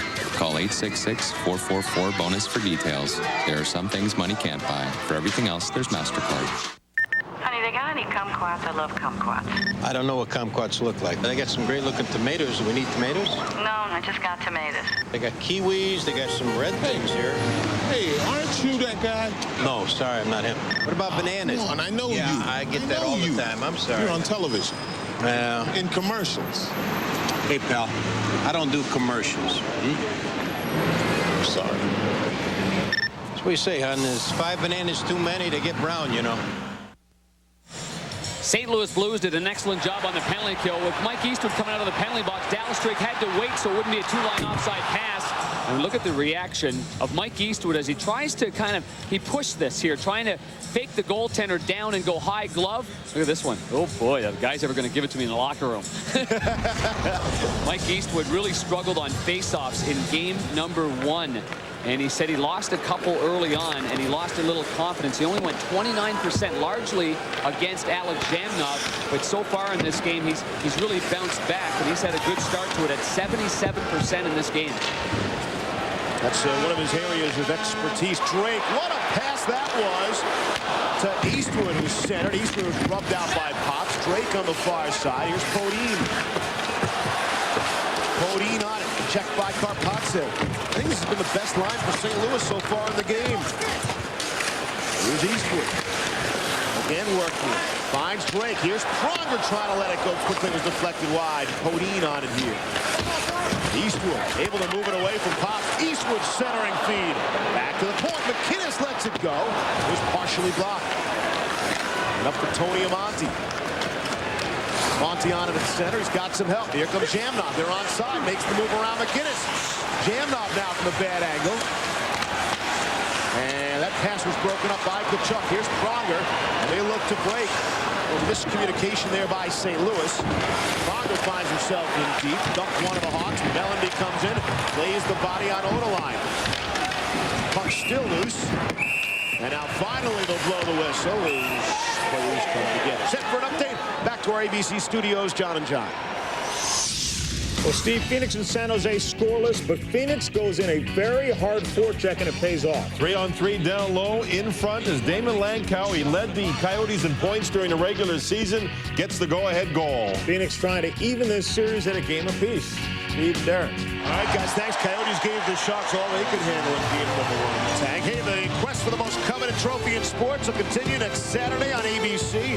More exciting regional coverage as the first round will move to games 5 and 6. Action begins at 1 Eastern. Check your local listings for the game in your area. Matt Lowline played 28 minutes and 21 seconds in game 1. He was a +1 with a couple of hits. Went head-to-head with Keith Tkachuk, and they're battling again this afternoon. Salvador will backhand it up high, and Tebow won't take any chances and hang on. We had a chance to sit down with Lyle Odeline yesterday, knowing full well that he would be going head-to-head with Keith Tkachuk again this afternoon. There's no friends in the ice. You go and play hard, and you do what you have to do, and whether that's giving him a cheap shot or whatever, you know, he's going to do it back to you. So you try and play as hard as you can and physical as you can and go from there. Give him a cheap shot because he's going to give it to you. And then you just go from there. You just go from there. We'll keep battling. No big deal. Fitzgerald is crunched in the corner by Doug Wade, who's been a very physical player for the Blues so far this afternoon. And whistle. Players come together. They're going to have penalties on the play. Let's see what the call is. A high stick and a slash, respectively. High stick on Fitzgerald, slash on Finley, and there's Tkachuk and Lyle Odeline. Now remember, during the regular season, it was in late March that Keith Tkachuk had enough of Lyle Odeline. It was in Chicago, and he turned around and he swung his stick, carelessly I might add, at Lyle Odeline and got suspended for 2 games. And that was at a pivotal point for the St. Louis Blues because a playoff spot wasn't even locked in at that particular point. So you know that Lyle Odeline's trying to get inside the kitchen and rattle a few pans around as far as Lyle Odeline's concerned. Tkachuk is just so valuable to the Blues. He missed 8 games in mid-March with a bruised thigh. That's for the Olympics. The team went just 1-5-2 without him. Here's Tkachuk from the angle. Missed the mark on the far side. It rolls all the way down, and Al McInnes will jump on it. In those 8 games, the Blues scored a total of 14 goals. It wasn't all their goaltending down the stretch in mid-March. The absence of Keith Tkachuk certainly was a factor. Wrapped around on the far side. Here's McInnes. Tkachuk will get to it there. Cycle it down deeper. McInnes will drop back and actually go off for a change. Monty's got plenty of time and space. Makes the move. Perfect pass on the mark to Zhamnov. Leaves it for Amonte. They go tape to tape. Here's another drop back. Bill Housley's shot. Left pad saved by Johnson. Odeline, good play to keep in. Odeline again gets the return feed now from Zhamnov. We go wide open. Little 4-on-4. That shot stopped by Johnson. Van Ryn on it there. He's checked immediately by Housley, who's in deep. Here's Wade ahead of the play. Trying to get some help. Nylander got the stick up high on Tkachuk. Pronger will go back for it. Put it right off the shin pads of Nylander now. Van Ryn is pummeled by Sullivan. And again, heavy-duty hitting, St. Louis and Chicago. Shot from the angle by Waite, stopped by Thibault. No rebound. Down to the ice, and Joe Micheletti. Actually upstairs here, Steve, with the general manager of the St. Louis Blues, Larry Plow. First of all, Larry, give me your thoughts on this game as compared to game number 1. Well, it seems like there's more intensity from both clubs in this game, and a lot more hitting, a lot more physical play. You know, your team finished with 98 points, 6th overall in the National Hockey League, yet it seemed like there were a lot of people that were disappointed in your season. What's your assessment of the team in the regular season they had? Well, I don't think we played as consistent as we would have liked the first 3 months of the year. I thought we came on the last month and a half and played much better and had a good finish. A lot of people thought you might do something in the goaltending area. You were in the Dominic Hasek sweepstakes in the offseason. At what point did you decide to stay with Brent Johnson as your goaltender? Well, basically, once we didn't get Dominic, we were happy with Johnson. Dominic would have been a situation for 1 year, and Johnny we felt was a goalie in the future for us. We appreciate your time. Thank you. Good luck. Thank you. All right, Joe. Some honest thoughts from Larry Plow. Yeah, and I don't think Dominic Hasek and his agent Rich Winter, at the time that they were talking, were aware that Doug Waite was coming over. I think that was a concern of Dominic. What's the center ice position going to be like in St. Louis, because Turgeon had gone to Dallas already. I think Dominic has some other concerns right about now. A save percentage below 800. First 2 games of the playoffs, a couple of losses to Vancouver. Rolled up the near side. Nash able to chip it out. But a goaltender with a reputation like Dominic Hasek gets the benefit of the doubt. Always. Just about every single time. Yep, always. Takes years to build up a good reputation. Takes years to take down a good reputation as well. 9:22 to go. Here in the second. Puck out of play. Bodies been banging all afternoon. Here in St. Louis.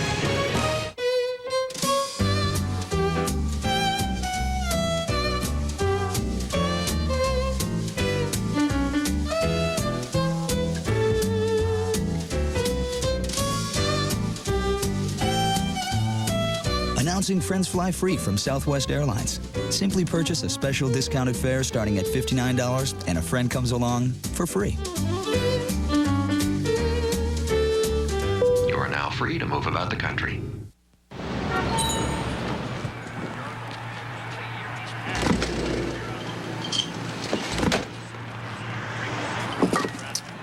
Can I see some ID, please?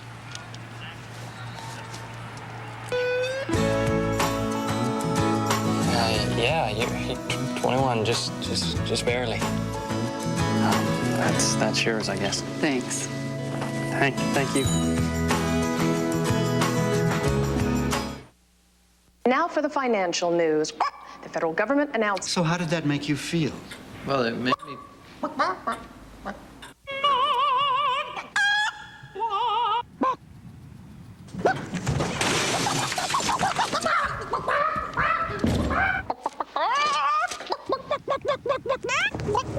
Burger King introduces the Chicken Whopper and Chicken Whopper Jr. Sandwich. A juicy, flame-broiled chicken breast filet so good it had to be called a Whopper. Cluck and get 50 cents off. Steve Levy, Darren Pang back in St. Louis after game 1. There was an awful lot of talk here about the Blues not finishing their scoring chances. Well, this afternoon they're certainly finishing their checks, and for that matter, so too is Chicago. They are. I think as the game's going on, and it's just still a 1-0 game for the St. Louis Blues, I mean, the Chicago Blackhawks must have felt in the first period like they were not the initiators, but Steve, yet they're still in it, and it's very, very similar to game number 1. I mean, you can just kind of hang in there, and when you do get your chance and you capitalize, you can completely steal momentum from the home crowd. I think everybody here in this building get a little calm because of the way they're playing, but they're not putting a lot of pressure on Jocelyn Thibault now. It's really died down a little bit. So I think from the St. Louis point of view, get back to finishing your checks. From the Blackhawks point of view, they've got to start making some plays in front of goaltender Brent Johnson. Set for an update once again. Back to our ABC studios, the John and John. Well, you know LA and Colorado won 7 games last year. It could be that way again. You want to see a great pass? Palffy sets this up.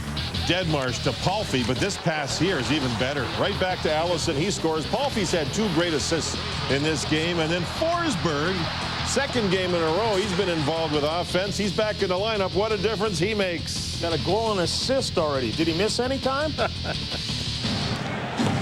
High scoring affair there. Here's an oddity for you. The Blues are being outshot. I know the game has 9 minutes left in the second period, but that never happens. Blues being outshot right now, 12-11, Chicago.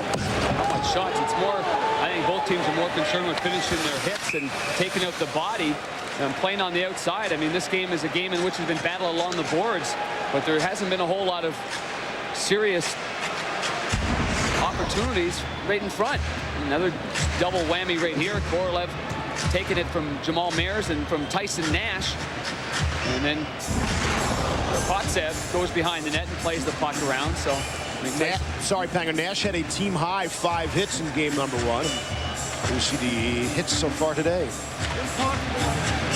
That's 5 hits in only 8 minutes and 36 seconds, too, for Tyson Nash. So you have to know your role, and you have to be prepared to jump out there and make an impact immediately. Though one guy that's on the ice right now that has been good has been Dallas Drake. He and Sean Podine have been terrific. When Podine came over from Colorado, one thing it did, it injected some experience of winning the Stanley Cup, but also an excellent penalty killer, and they really blossomed since that trade. Off the draw, Calder gets to it for Chicago. He is hit hard by Drake on the far side. Johnson will steer it away off of Pronger. Up the near side, here is Drake, poked it by Clem. Eastwood with speed, centering feed! Tebow stopped it! And I'm not sure the Blues actually got a shot over there. That might have gone off the Blackhawk in front of the net. Yeah, defenseman keeping his stick along the ice. Fortunately, Jocelyn Tebow got his crest on it. Tebow moving from his right to his left. And the pass across, I agree with you. Don't think it ever got through.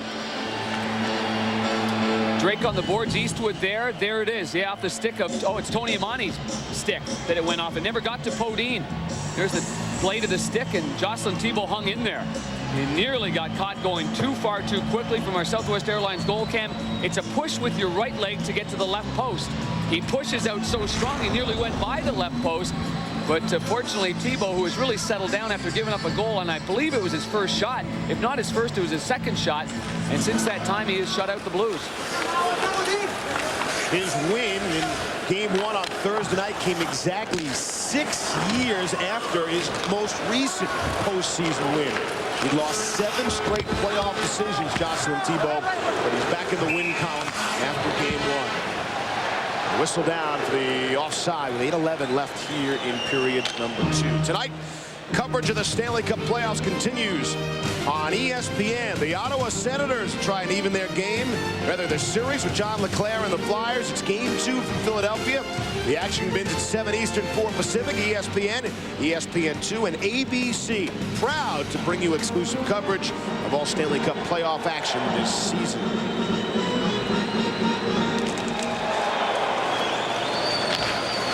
Will shoot it around. Johnson back to leave it. Off from Finley. He is checked hard by Fitzgerald. Salvador will move it away. Off the skate over the line as Korolev tried to make the fancy move and actually pushed it back across the blue line. And the Hawks will go back and read nearly a bad turnover by Odeline. Korolev plays it off the skate nicely. Just too far for Steve Thomas, who was dragged down by Dimitra. Finley pushed to the glass. Fitzgerald rubs out Dimitra, and the Blues get to it. And this one missed the mark. Housley back for the touch. Icing is called once again. Well, actually, where is Joe Micheletti? I'm remaining up high, and I'm with the general manager of the Chicago Blackhawks, Mike Smith. Mike, your team was one of the great stories in the National Hockey League this year with your turnaround after missing the playoffs for 4 consecutive years. Was there one major key to the turnaround?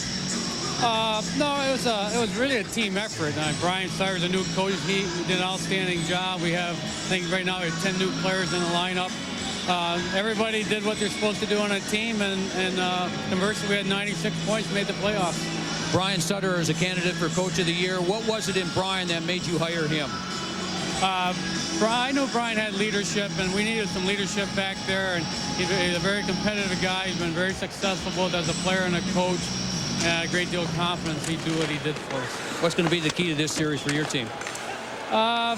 If we can score a few goals on this team, I think we'll be fine. We appreciate your time. Good luck. Good job. Thanks. Guys, back to you. While you were having that conversation, Brent Johnson made a face save off his mask, and a scramble ensued. I think Mike Smith was probably watching the play, and as he was answering that question, he's like, we got to score some goals. I think he thought he had one right there. Shot from Clem, who was one of the guys that Mike Smith and the Chicago Blackhawks brought over in the offseason. It was a key one. With Sullivan in front of the net after the Clem shot, it rolls, it bounces, it comes up, it hits the chin, it bounces down again. And the quick hands of Sullivan can't get the second attempt. The first one he redirected. Johnson stayed with it, hung in there, got some help as well from Mark Bergevin. And the Blackhawks keeping it simple, just getting it to the point, putting a puck on net. The draw again by Chicago, and that shot gloved. Johnson could not hang on to it. He was fortunate the Blues get possession and break out with Corey Stillman. Stillman for McInnes. Took a long time to wind that one up and got pressure from behind, and Bergevin on it. The Blackhawks are doing a great job of reading the situation when McInnes is there. We all know he's got a boomer of a shot, but they're getting sticks on him. They're not quitting coming back on the back check. It's not about taking bodies. Sometimes it's lifting the stick at the last minute. I think they've done a great job on McInnes. Nylander is sandwiched by Young. Oh, and Young is really hit by Downey. Oh, what a in the hit. St. Louis end. Clem will go back for the touch, and icing will be called. 6:29 left here in the second. Well, the Blackhawks got a good face-off win, and then they sent it back to Korolev off the face-off win, and then just after that, Aaron Downey in a limited role comes off the bench, and a good hit. Oh my goodness, keep your head up. And there's not much room around here, is there? And that saying is stuck when you're talking about that old Norris division. There's not much real estate or time out there, so you better keep your head up because you're going to get drilled. And Scott Young, whoa, did he ever get drilled? And that part of that came up high because it knocked his helmet back. Good aggressive play by Aaron Downey, who remains one of the real great stories at 6'1", 208 pounds, 7 years in the minors, and just loves the game of hockey. I mean, just absolutely has a great passion. He's a wonderful team guy, and he'll do anything, absolutely anything for you. Made his NHL debut a couple of seasons ago as a member of the Bruins against the St. Louis Blues. Arneson and Nash. Arneson wins that battle. Pronger came up to step up and poke that puck away. Here's Nash. Got a lane. Lets it go. Tyson Nash over the net. Nash missed the net a couple of times in game one, but had a couple of good offensive chances. Delayed offside. Now they blow it down. And they'll call it intentional, bring it down the other way as some players come together after the whistle. We're seeing more and more of this. The Blackhawks do a great job of taking away the blue line. We've got a scrum right here. We'll be right back. Your thumb within your thumb, and that'll be your club. Yeah, that's what I was doing. That way you won't throw the club when your head's way up because you're looking where you're not supposed to. Am I not supposed to look? No. Head down. Take a swing now. Hey, Sean. Who's that dancing with your wife? That's Henderson. Nice pants. Very nice pants. Dockers dress casuals. Finally, guys have an answer to the little black dress. You like simple better than complicated. You like quick better than slow. And you like peace of mind. So use SpeedPass to pay at Exxon and Mobil. Because if it's lost or stolen, you won't pay for unauthorized purchases. Security is guaranteed. You like there better than here. How do we know? We're drivers too. 400 years in the future. He's here. That's Jason Voorhees. Evil. It's okay. He just wanted his machete back. Gets an upgrade. He's been modified. You guys might want to run. Jason X rated R. Starts Friday, April 26th. What? They gave our room away? Not what you want to hear. Then Super 8's where you want to stay, where VIP members get guaranteed rooms and 10% off. Clean, friendly Super 8. All the room you want. Alongside Steve Levy, Darren Pang, Joe Micheletti back here in St. Louis. Tyson Nash went to hit the rookie Mark Bell. Mark Bell gave him a good whack right on the back of the right leg, and Tyson Nash went down in a hurry. A scrum ensued, and there's no penalties on the discreet motion by Mark Bell. Got to be careful, though. Got to be careful. It's a good lesson, too. You know, you got away with one there. And, odds are good you're not going to get away with one the next time around. Face-off coming to the right of Brent Johnson. Loose puck, players all tied up now, and some good support, and Sean Podine gets to it for the Blues. Has Drake with him, and that's who we'll look for as he plays it around the glass. Drake got good support from Pronger. Back behind the net, Podine hit by Potts. Podine showing good strength on the puck. This has been St. Louis' best line this game. Podine again back behind the net. This line seems like they spent the entire game behind the Chicago net. Doing good cycling work, and now it's a Monty back the other way. Just rolled off his stick. Monty with the speed to catch up to it. Centering feed right to eastward of the Blues, and it'll clear the center. Just those little plays, that's been a struggling point for Tony Amonte this year. And that little plays, he's stick handling through the action, going so fast and not being able to get control of the puck. But you're right, his skating makes up for it. He was able to get right back on it and nearly had a chance on the short side. And McInnes will just go for the soft clear. They're going to call this icing. They will, to the dismay of the crowd. Tomorrow, Team Panther and Sam Hornish Jr. look to maintain their lead in their intense battle with Team Penske. It's the IRL's final race before the Indianapolis 500, the Firestone Indy 225. Live at 1 Eastern, 10 a.m. Pacific, only on ABC.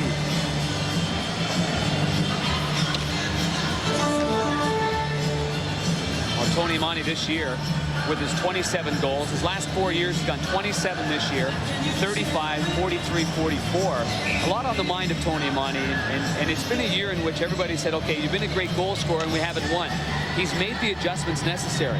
He's done everything that they've asked him to. Back checks, forward checks, plays in all situations. So yeah, so your goals are down a little bit, but he wants to be known as a guy that can play on a winning team. He wants to be in a winning environment. He hasn't been in a winning environment since '96 when the World Cup team, USA, beat Canada in the best-of-3, and he scored the game-winning goal. Here's Nylander now. Hit by Van Ryn, centering feed, back to Clem now at the point, lets it go! Through traffic in front, I'm not sure that made it all the way through, and Clem loses to Stillman. The Blues look to break. Too fancy on the pass, Young couldn't handle. Here's Thomas roaring down the other way. Stopped by Johnson, off of Bergevin. Here's Fitzgerald. Back down low. Good crunch in the corner there as Bergevin put Thomas down on the ice. Thomas lost his helmet on the play. Hops will get there, get it away from Waite. Waite finishes his check. Stillman puts his man down as well. Pronger at center. He's chopped at by Korolev. Headman pass, it's Dimitra, quick shot. Stopped by Tebow, and it covers the rebound. Set for an update. Back to our ABC studios. John Saunders and John Davidson. Well, Steve and Darren, for a team that had problems scoring goals late in the season, not today. And Joe Sakic, a big reason why. Alley-oop maybe, a pass across midair, knocked out of the air by Reinprecht in through Felix Potvin. So right now the Colorado Avalanche have scored 2 goals to regain the lead. 4-3, about 3 to go in the second period. Great hand-eye coordination by Steven Reinprecht, who came over from L.A. in the Blake trade. Here's the last chance by Pavel Dimitra. A quick little play trying to get it back to his forehand. Again, Steve Pops is on the ice. He's allowing him to take that shot from the outside. The Blackhawks doing a good job of collapsing, leaving nothing in the middle and allowing shots from the outside. Is it my imagination, or are they forever trying to go between his legs? No, it certainly seems that way. It's a credit. You give yourself credit as a goaltender. When it hits you in the stomach, it means your positioning's good. But at the same time, from St. Louis's perspective, I think they're becoming one-dimensional in shooting by continuing to go in that one area. See what they do on their next opportunity. Mellenby was holding, and then Daze came over. Nordaline's able to take the puck away. Van Ryn will go back and chase it. They get some extra time. Chicago on a change. Here's Pronger. Chris Pronger, the Blues captain, will shoot in and get a change himself. Thibault off the boards, but right to Mellanby. Down low and wrapped around the boards. Finley came in deep for the pinch on Downey. He put him down, and McInnes is back for the puck. Housley gets to it now for Chicago. 2:45 to go here in the second. Blues a 1-0 lead on a power play goal in the first by Doug Weight. Here's Ray Ferraro. Towards the front of the net. And Thibault will hang on. Ferraro had Nash and Stillman going towards the net and tried to connect with one of them. Coming up on the intermission report, we'll get you back to our ABC studios for all the afternoon highlights. Kings and Avs. Coyotes trying to even it up in the Shark Tank in the Isles. Mark Parrish will tell his story. All coming up on our intermission report with John Saunders and John Davidson. Well, we've got so many series out there with experienced goaltenders. It could be the year of a guy that makes his mark here in this playoffs. Of course, on your right is Brent Johnson, the youngster at 6'2", 198 pounds. And then, of course, Jocelyn Thibault that's had experience in the past. But at one point, you have to be in this situation to gain experience, learn from what you do, or move forward. Say what Johnson must feel as if he's been in a shooting gallery. For him to have faced 17 shots, and we're not even at the end of the second period when you're a St. Louis Blues goaltender. Wow. I think he'd like to face over 30. Yep. As I told you before, his record's 4-1-2. It's only happened 7 times in the regular season that he faced over 30 shots in the game, but his record's excellent. Here is Drake now. A little self-pass. Works out perfectly. Trying to center, and off a popsicle to the corner. Well, Packer, you are on record always saying it might be more difficult when you don't face a lot of shots. Can't get a rhythm, can't get a feel of the puck. And being a young guy, every time you give up a goal, it's magnified. Question everything you do, and don't give you enough credit for the good things you do.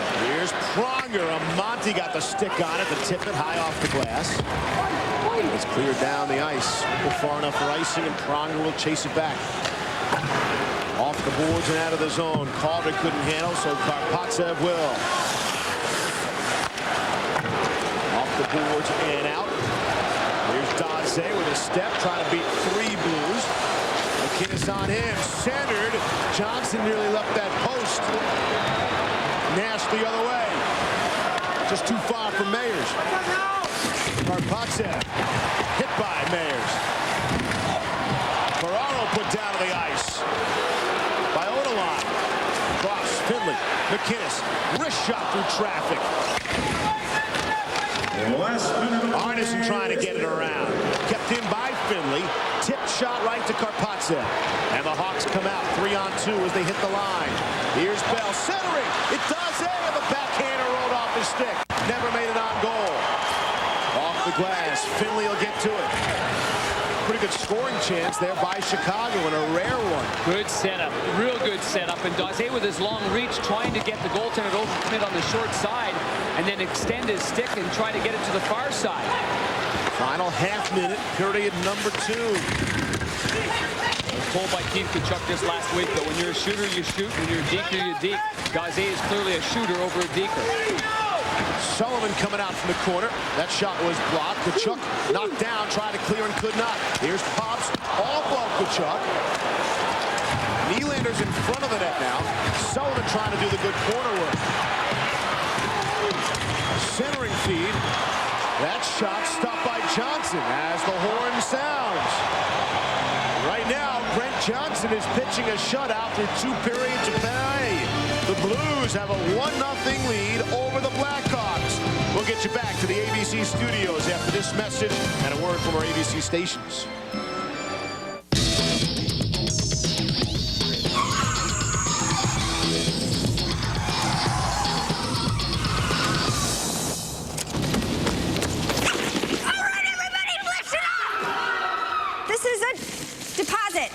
The new Dodge SXTs, CD sound, aluminum wheels, and some cash left over.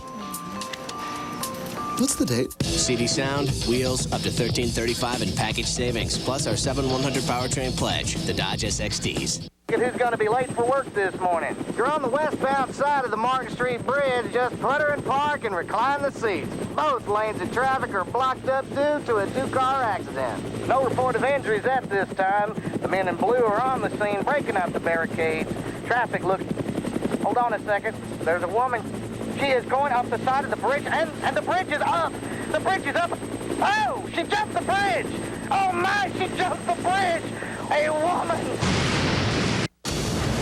Burn 10 square miles in 2 minutes. Fires can't do that. Super fires can. D.B. Sweeney in a world premiere movie, Super Fire, ABC tonight. First, there was a signal, a breakthrough from your local broadcasters. Television, bringing the very best in programming, your favorite shows, right to your home. Next, there was color. And now local broadcasters are bringing you the latest breakthrough. Digital television, high-resolution pictures, digital sound, images so lifelike, it's like being there. Digital TV, time marches on. Watch your favorite RTV6 shows in HD TV on DT Channel 25. It's the Indiana Bonus Days Triple Play at your Indiana Pontiac dealers. 3 great ways to get into a new Grand Am. Get the cash. Now get $3,002 total cash back on 2002 Grand Am. Or get the rate. Or choose 0% APR financing on 2002 Grand Am. Or get the payment. GM employees with a current Pontiac GMAC Smart Lease can lease a sporty, fun-to-drive 2002 Grand Am SE for $196 a month. Call for details. For residency and other restrictions, see your Central Indiana Pontiac dealer today.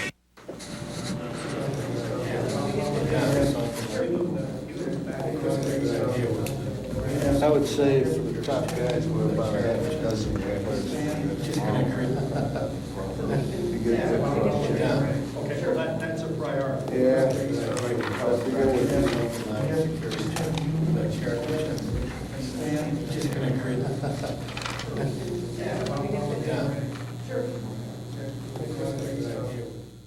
How healthy is your home? Take the test Monday at 5.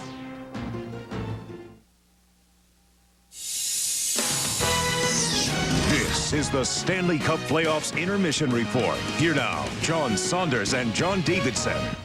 1-0, the St. Louis Blues with the lead over the Chicago Blackhawks. So much has been made over the last couple of years in the non-success of St. Louis in the playoffs. A lot of fingers pointing at the goaltending. You think that's not the case this year? Well, I don't think it's right. I mean, the shots in that second period were 12-5 in favor of Chicago, and Brent Johnson simply is getting the job done. Last season's playoffs, Johnson ended up playing two games in the playoffs. I think that gave him some experience. The Blues were being criticized for not making a deal at the deadline for a goaltender, John, but they were 5th in the league in goals against. I don't think goaltending's their problem at all. Scoring goals now and again is. They had a lot of injuries late, and that affected them. They're playing well now. The Kings and the Avs, remember last year, this one won 7 games. Boy, don't bet against it again this year. Jason Allison gets the goal, but how about the pass from Palffy? Ziggy Palffy's made 2 passes like that in this game that have led to goals, but in front here, Allison misses the puck. Forsberg doesn't. He ties the game up at 3. And then Joe Sakic, who has 2 goals, once is 3-3, he's able to feed Reinprecht, and they have the 4-3 lead. Does the Avalanche. Again, look at the pass.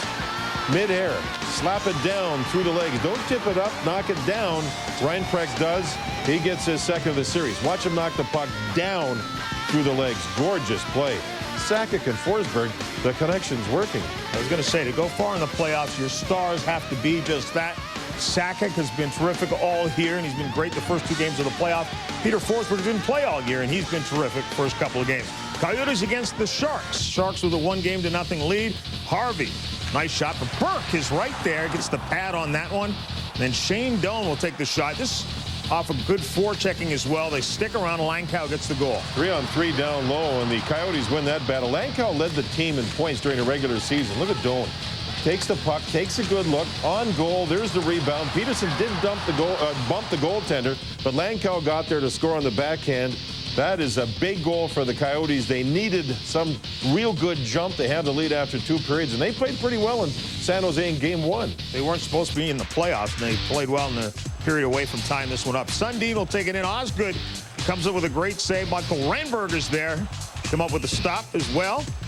And then Caberlet to Renberg, and Renberg would like to have that one back, wouldn't he? Chris Osgood has had a solid day, as has Curtis Joseph. The Islanders have already had more shots on Joseph than what they had in Game 1, only 14 then. For Cujo, today's 100th career playoff game. Islanders and Leafs are all tied up.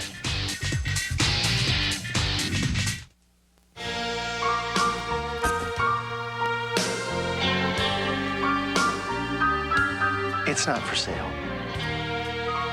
No. Some things are just too good to let go of.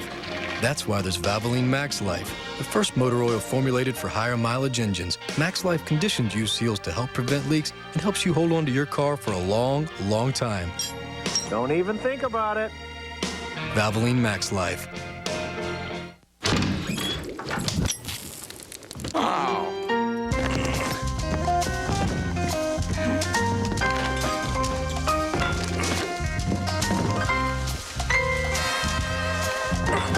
Hey, man! Check this out. I got a bulb. But this will last you 2 years. Guaranteed. Cool. Philips, light bulbs that last. Brown's technology helps me see my supply chain minute by minute. Brown shows me problems before they get bigger. Brown works with me to give me control. Brown reveals the hidden opportunities before they go away. Brown never says to me, "You can't do that." That's what lawyers are for. Better supply chain visibility. What can Brown do for you? More common than green eyes. More common than freckled faces. More common than being able to touch your tongue to your chin. Thinning hair in women is so common, more than 30 million women have it, most because of heredity. That's why there's Rogaine for women, the first FDA-approved treatment clinically proven to regrow hair. So when you realize the hair on the bathroom floor isn't your husband's, remember, there's hope, there's help, there's Rogaine.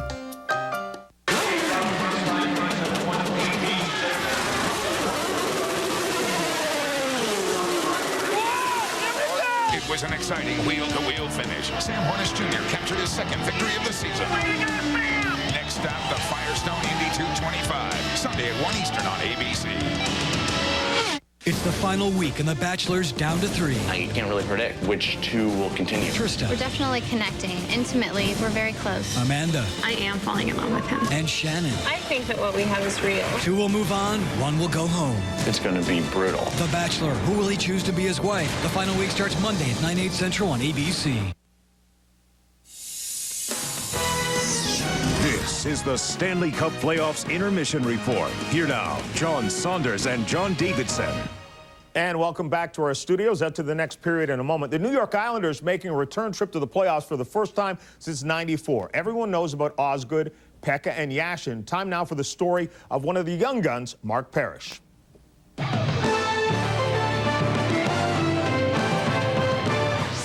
Hi, I'm Mark Parrish, right wing of the New York Islanders. Beautiful move behind the net. And this is my story. When I first skated, I was 3 years old. My mom thinks she was part of the team. She was actually a great goalie downstairs in the basement. Dad's still a baseball player at heart. He got a couple of baseball tickets. And I was like, all right, we're going, but we're leaving by the 5th inning. And 5th inning came around, and that was when Scott Erickson threw a no-hitter. He was all over me. You sure you want to leave? You sure you want to leave? He still rubs it into this day. Well, I live with Sean Bates, Eric Cairns, and Steve Webb, and it's a mess. His nickname is Baby Doll, but no one has to know that. Oh, the mother of the house, I think it's kind of a toss-up. Steve Webb and I pay all the bills. I gotta pay the landlord. I'm afraid he's gonna be knocking on the door someday, and Cairnsy isn't exactly a babysitter.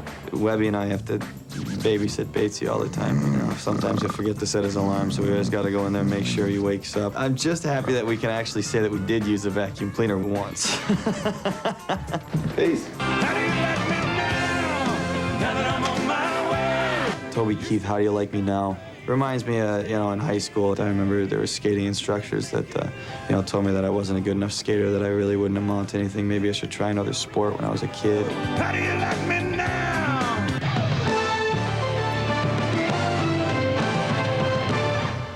All right, so what was that nickname nobody's supposed to know about? Baby Doll? Let's talk about his on-ice, though. 5'11", 191.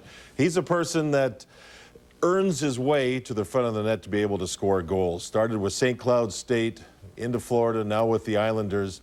And he may not be the fastest skater in the world, but he gets to the front of the net where you have to go into the trenches to be able to score goals. And because of that, 30 goals this season, also played in the All-Star game. Pretty good stuff. Also had one of the quickest starts in the National Hockey League this year. He's a big reason the Islanders are back in the playoffs. This is the NHL on ABC.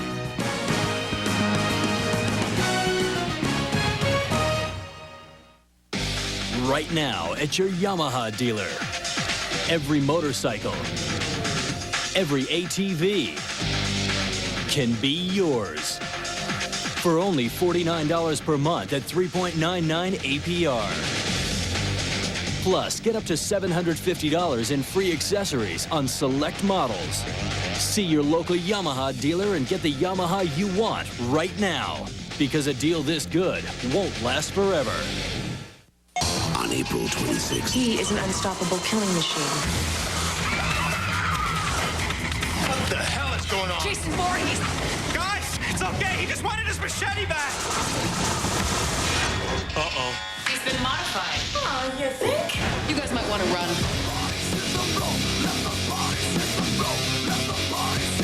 Jason X. I don't think he's out there. Why don't you stick your head out and have a peek? Rated R. Starts Friday, April 26th.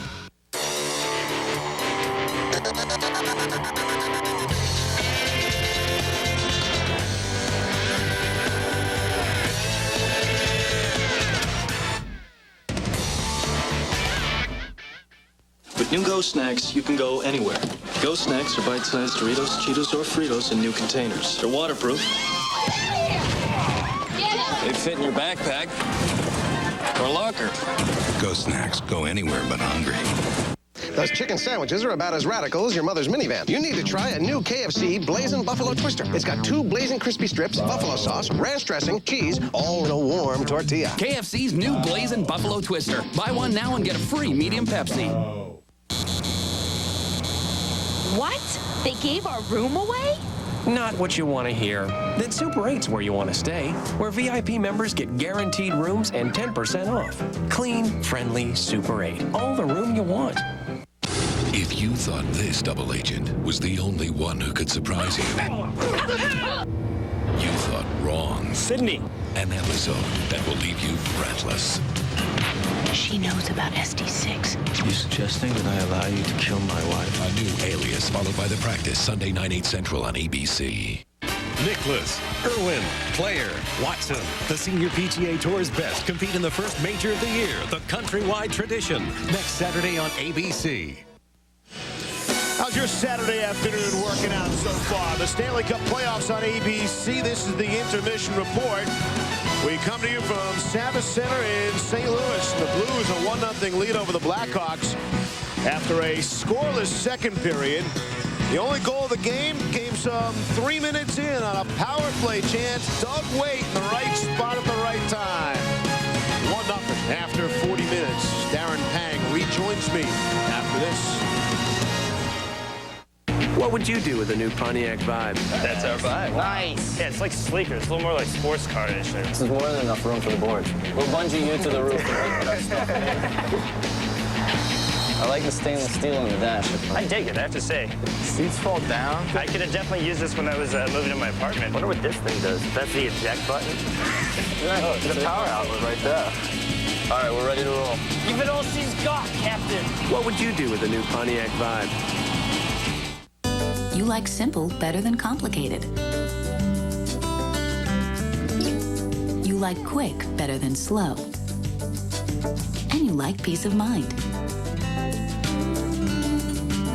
So use SpeedPass to pay at Exxon and Mobil. Because if it's lost or stolen, you won't pay for unauthorized purchases. Security is guaranteed. You like there better than here. How do we know? We're drivers too. Tuesday at a special time, 9, 8 Central. A season finale so big we couldn't fit it in 1 hour. Did you intend to kill Mr. Camacho? I couldn't let him rape me again. Somewhere between the big cases and the little cases comes a case of the hots. The 2-hour season finale of Philly, ABC Tuesday, 9, 8 Central. Viewer discretion advised. Want to know what's going on where you live? So do they. From Muncie to Columbus, Anderson to Greenwood. We're there, reporting the stories that affect your family, your neighborhood, your money. And whether it happens in Kokomo or Shelbyville, from Carmel to Bloomington. We'll know about it, and you will too. So next time we're in your town, Stop by and say hi. The news on RTV6. We're there for you. Enjoy a fun family experience and help support kids in our community. Visit the Red Cross Celebration House, presented by Precedent Homes. Vectren is a proud sponsor of the Red Cross Celebration House and its efforts to boost youth programs throughout central Indiana. You too can help Vectren support local youth by taking the time to tour this unique all-gas home. The Red Cross Celebration House, presented by Precedent Homes. April 19th through the 28th at Ashbury Park in Carmel. For tickets, visit Marsh or call 684-1441. Saturday at 7:30 on RTV6. The Stanley Cup Playoffs on ABC, brought to you by Rocky Mountain Cold Coors Light. Cold down, easy. And Quaker State, for performance you can count on. Quaker State, stay tuned. Blues are 20 minutes away from evening this series at a game apiece, just about set for the start of the third. Here's Joe Micheletti with Chicago captain Tony Amonte. Tony, you went 4 years without playing in the playoffs. What was your feeling the first shift of game number 1 to be back? It was just nice to get back on the ice there. I got an opportunity to play in the Olympics this year. Those were some pretty big games, so that was a good test for me. And it was just nice to get out there, get the Blackhawks back in the playoffs. And it's nice. It's been a tough game. We've been battling, and second period we kind of took the play a little bit, but we just got to put that first one in. Tony, you're a great goal scorer, and you're playing in this series. Thus far, it's been very low scoring. How's a goal scorer like you find room and time to try and get scoring chances? There's not much room out there. They play tight defensively. They're always back. For us, I just think we got to keep on shooting the puck and getting to the rebounds.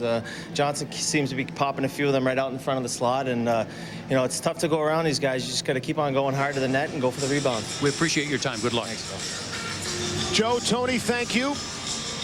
We are set for the third. I mean, what Amonte said, I mean, that's the essence of the first two periods. There is no room out there to create. No, there's not. And so that's why ugly goals are important. St. Louis talked about that after game 1. Get the puck on net, get some ugly goals, get some, bank them off your rear end if you have to. But certainly, I think the biggest point was the fact that the Blackhawks believe that Johnson's going to pop out a few rebounds. So as a team, they're in the locker room saying, let's get that sucker on net and see if we can't get a freebie with a big, juicy rebound. The only goal in the game would not consider a perfect, classy, kind of pretty goal. Kind of an ugly scramble in the crease, puck pop free. Steve Thomas was right there with Doug Weight. Drive to the net. And in fact, when you look at it, Tebow's got to be a little bit more aggressive in finding that loose puck. Here come the Hawks. Monty's pass in the air. Too hard for Sullivan to handle. McInnes back for the touch. Icing is called. More from Joe Micheletti. Steve, thanks very much. The Hawks have 19 shots on goal, haven't scored yet, so they feel they need to get more players in front of Brent Johnson here in this third period to screen him and look for some deflections. The other thing they're going to do is look for their defense to move up on the play and create a little bit more offense and try and score that way. As far as Joel Quenneville and the St. Louis Blues are concerned, they don't want to sit back. They're telling their players, especially the first man, go in and continue to forecheck against the Hawks. Try and create some pressure if they can, and don't sit back. Guys? Yeah, the guys that are in there for St. Louis, I mean, the Mellenbys and the Dallas Drakes and the Jamal Mayers getting in there on that forecheck. McInnes for Kachuk's got a lane. He hit the post! Off the inside of the post and out to the left of Tebow. You rarely see a puck hit the inside of the post and jump out. What a move that is by Sullivan, and he couldn't get the shot or the pass away as McInnes was able to poke it. Daze was all by himself at the far post. Wait a second, all of a sudden there's some real estate. Now there's some scoring chances here in the first minute 15. Blackhawks have to have that desperation, down by 1, but what a chance by Kachuk, whistling it through traffic and going off the short side post. And quite often, one scoring chance at one end leads to an odd man break or a scoring chance at the other, and things begin to open up. We have the scoring chances at 10-10 right now. Nylander off the drop. His shot was blocked. And Finley will push it out to center ice. Again, Nylander and Korolev getting swapped as far as their center position between different lines is concerned. Now Korolev, now Nylander, excuse me, with Thomas and Fitzgerald. Mentioned it at the top. Remember, no Boris Mironov for Chicago, arguably their best defenseman. He only played 5 minutes in game number 1, but is obviously still in pain and deemed ineffective for tonight. That's why Joe Ricci is in the game on the Chicago blue line. Mironov missed 15 of the final 16 games, groin injury and a dislocated shoulder. And he's a big body too at 6'3", 223, so he helps in situations like this. Shot by Tkachuk. You see the goaltender, he didn't see it at all. He heard the post, and that's what made him look over towards his left. Here's Steve Sullivan going one-on-one on Bergevin. Outside, whoop, inside, but then McGinnis comes across to help out his partner. Super play by the veteran Al McGinnis. He knew right here that Bergevin was caught. And so McGinnis had to go across there, and if Sullivan could get it, then he had Daze breaking at the far post. Chicago now looking to do something with it. Bell was tied up. And the Blues get to it with Tyson Nash. Nash at center, dump to the corner. Mayers and Rieke, and Mayers got it easily away, and Nash got a good shot on goal, and Thibault able to make the save. Nash towards the net. Here's Ferraro. The shot stopped by Thibault. Thibault leaned over to the right. Ferraro nearly dumped it over him. Good pressure by this line of Mayers, Nash, and Ferraro. And Nash finishes off his check in the corner as it's cleared back to center to the Blues end for McInnes. And Ray Ferraro's got his one son Landon here too. Would he love to score one for him? Ferraro, that was a good shift here by this line. He remains on the ice. Ferraro from Podine, who's hit by Odeline. Zhamnov is back for Chicago. Zhamnov as the ice opens up for him in the middle. Steps in front of Calder, so you know they're onside. Little drop pass. Here's Odeline. Fakes, hold, shot, stop. Johnson, great glove save, but a penalty is coming up. Ferraro, I believe, is still on top of his man in the St. Louis crease, and that's Tony Amonte. Brett Johnson having some words with the referee, Dvorsky, but Amonte driving to the net. Ray Ferraro on top of him, basically piggybacking him all the way to the net. Lyle Odeline made a nice play as we hear the call. 2 minutes for cross-checking. That's only funny because you never hear the player's name mentioned. It's always 13 St. Louis. I thought he was going to say Chicken Park. Here's Ferraro coming back. He's the centerman on this goal. He hits him right from behind, and his momentum knocked him down. Uh-oh, Amonte was lucky. He didn't get a penalty for the punch on him, but here's the save as the goaltender Johnson has no glove. And he fights through traffic, and the Blackhawks going high glove on Johnson, the same way that Karpatsev did on the game-winning goal in Game 1. Got to give Lyle Odeline plenty of credit for buying time the way he did. Dragging that puck across the blue line, waiting for that player to go down, and then rifling it high against the grain. Good save by Johnson. Bodies just flying everywhere. Pronger put Calder down on the play. And now we've got a little power play action. Ferraro for cross-checking at 3:21. This is Chicago's third power play of the game. With 0 shots on the first 2 power play attempts. And we'll look to set things up now. Back behind the net, there's Eric Daze out there with Nylander and Calder. Zhamnov plays one point, Housley the other. Here's Nylander, cross for Housley, lets it go, stopped by Johnson, and he'll hang on. Good save by Johnson. He's getting more and more confidence as this game goes on, and the more they keep shooting to his glove side, the better his glove's been getting. After struggling with a couple of long ones early on, Johnson's been good. He's been real good in this hockey game. Both goaltenders have. On the right side of your screen, that's where they're looking at, though. You see, they're trying... Yeah, good cross-seam pass right there by Nylander, right to the left-handed Phil Housley, and he just lets that one rip before Daze can get there. Kyle Calder sniffing around there too, looking for something as well. Housley's so good on that half boards, and then he can come to the middle of the ice and distribute the puck as well. Only Dave Andrechuk among active players have played more games without winning a Stanley Cup than Phil Housley. That's a list he'd like to have his name taken off of. Goes third on that list. Ray Ferraro, the guy in the penalty box. Here's Housley now. Minute 15 left on the man advantage. Calder, nice move. Off for Nylander for Zhamnov. That shot hit off Daze and kicked to the corner. Nylander for Calder. Couldn't handle it. Finley Ken slaps it off the boards and down the ice.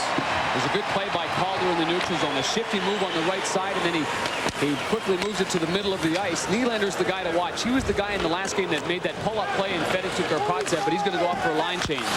Zhamnov, they'll shoot it around. Johnson back behind the net, takes a look off the glass.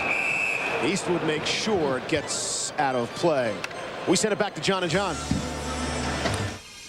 See, Phoenix leading San Jose 1-0, and Daniel Briere just takes off from his own end and goes coast to coast. Power play goal right through everybody, top corner. He scored 12 power play goals during the regular season. 2-0, Coyotes looking to even the series. Phoenix Coyotes never gave up on Daniel Briere. To some extent, the way the Blackhawks never give up on Eric Daze. Yeah, you're exactly right about that. Here we go, right-hand shot right here. Move it back. This is the key right here.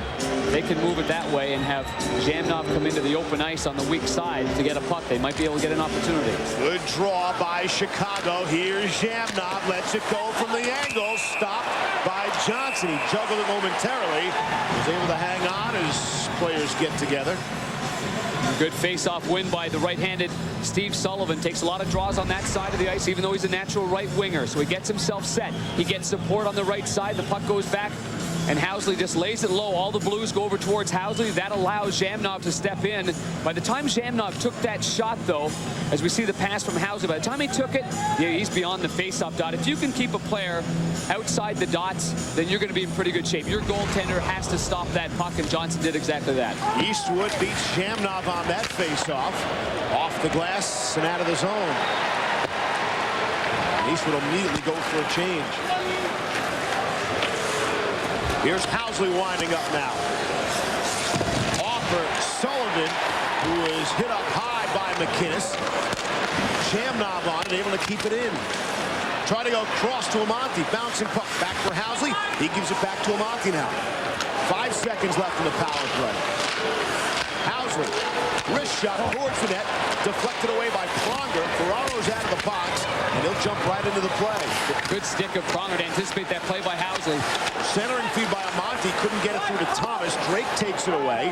Slash that by Thomas. And McInnes will clear. No icing because it's on goal.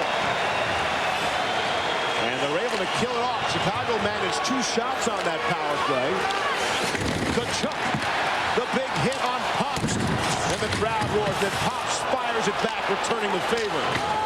And Fitzgerald to get to it for Chicago. Cross ice pass just bounced on Daze. Salvador plays the man perfectly, but Daze gets possession of the puck. Now it's loose, and St. Louis has. Out at center, and across the line is Mellanby. Hits the brakes, Mellanby for Tkachuk. Wound up to take the shot, and Korolev got enough to take him down.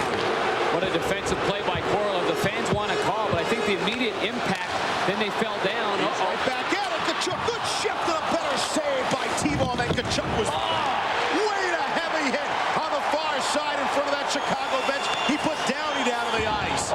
Bergevin avoids the hit from Downey, who nearly winds up on the St. Louis bench. And bodies are flying everywhere. Now we could have a full-fledged brawl going on here.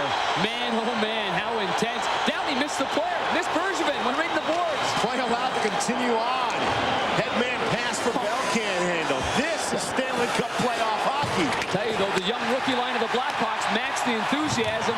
When Doug Waite made that hit, the hometown crowd got going, but this line kind of countered that. That's off a body and out of play. Ferocious hitting from St. Louis.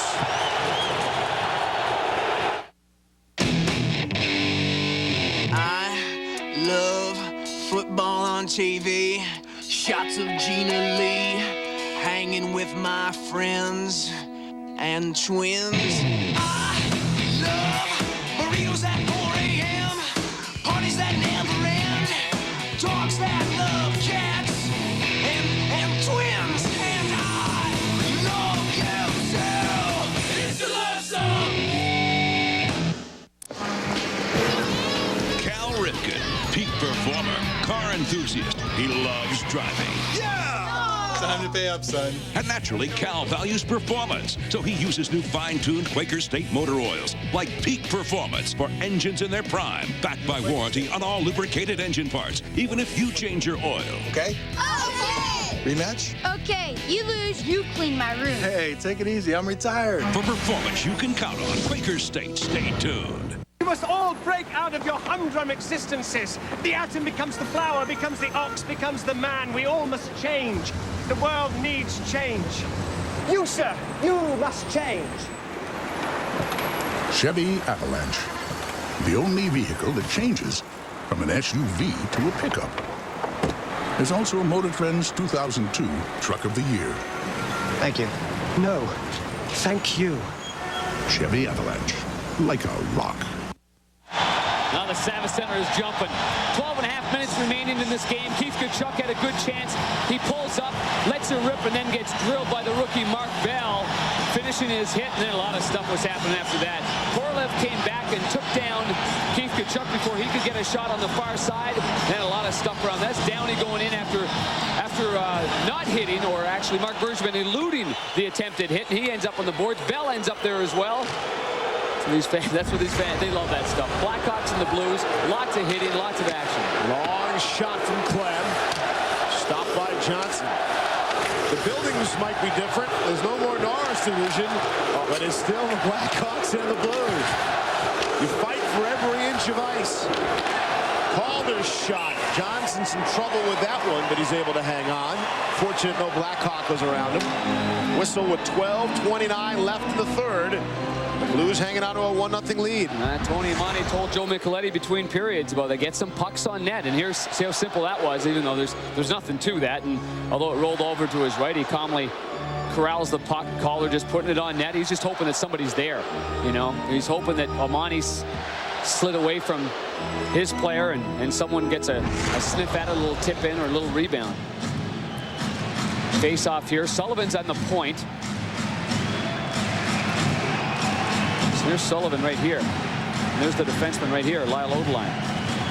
Nylander, Eastwood to do battle on the draw, and Eastwood wins it. You're right, you mentioned it before. Eastwood's really bounced back in terms of face-offs.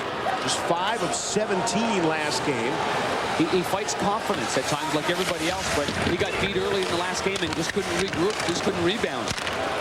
Mellenby got it back to the point. McKinnon shot. That lane opened up nicely, and Tebow was able to see it all the way and make the save. Now McKinnon back on it. Off of Mellenby's skates. Dimitra tried to poke it free. Here's Tkachuk. Off for Dimitra now. Working on Pops. Dimitra's second chance. Centering feed. Somehow got through. Here's Bergevin. His shot missed the mark. Might have been more of a pass than a shot. And McKinnon will bring it back out to center ice. Nice move by Tkachuk, but he couldn't stay on his feet. Odeline will slow it down. Blue line to blue line. Now Odeline picks it up. They're onside. Oh, no, they're offside ahead of the play. Back to John and John in our ABC studios. Toronto and the Islanders going to the third period scoreless, but then Ty Domi starts this with Sundin. 3:10 into the third period, 1-0 Islander, Maple Leafs as McCauley gets the rebound. Leafs can go up 2-0 in the series. More great action for you on ABC. Next Saturday will be in the first round, but it'll be games 5 and 6. Action begins at 1 Eastern. Check your local listings for the game in your area. Ty Domi, the goal scorer the other night. Ty Domi, the playmaker this afternoon. What a feed that was. Here's a chance from the point. Karpatsev, the hero in game 1. Got the shot. That time it was blocked. Saw Greg DeVries last night. One of the heroes. Some unlikely goal scorers around these Stanley Cup playoffs. Scott LaChance had a big goal for Vancouver last night.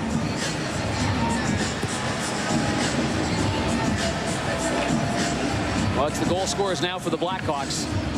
I mean, not necessarily, but you put the pressure on the goal scorers, the guys that can make plays, the guys driving to the net, doing the little things. And with 11 minutes left to go, we've seen it before in playoff hockey. It's a safe bet to say that the next goal wins. And if Blues can put themselves up 2-0 and put a stranglehold defensively, or the Blackhawks can tie it and gain a lot of momentum. This series will shift to Chicago. There's no travel day. Game 3 of this series will be tomorrow night. We'll bring it to you on ESPN2. Thomas shot blocked after the fence. Housley will backhand it in deep. This is one of those series you think both teams really could benefit from a day off between games, and they will not have that luxury. Originally, talking about being Monday, Tuesday, and I think Tebow was stung by that long shot. He is. You're right. Flexing right now, back behind the play. Long shot, stick save Johnson. Palm, too. His palm kid, Johnson, and doesn't get rattled very easily. I'm interested with his Tebow. I mean, we've had 2 plays in this game. Remember, Pronger got in the midsection, and here, I mean, Tebow has really lost his wind, or the belly pad turned, and he got it in the rib area. That's a possibility. Really a dangerous turnover in front of his own net by Dallas Drake. He's had an excellent game tonight. And here's Karpatzev for Chicago. Hit by Podine. Here's Joe Riki. Battle for it. Gloves get up high. Puck is sent softly back into the Chicago end. Here's Monty winding up for the Hawks. Monty tried to slap it. It was blocked by Podine. Calder is checked. Loose in the skates. Works out as a nice pass. Amonte finds Zhamnov now. He's sticked by Pronger.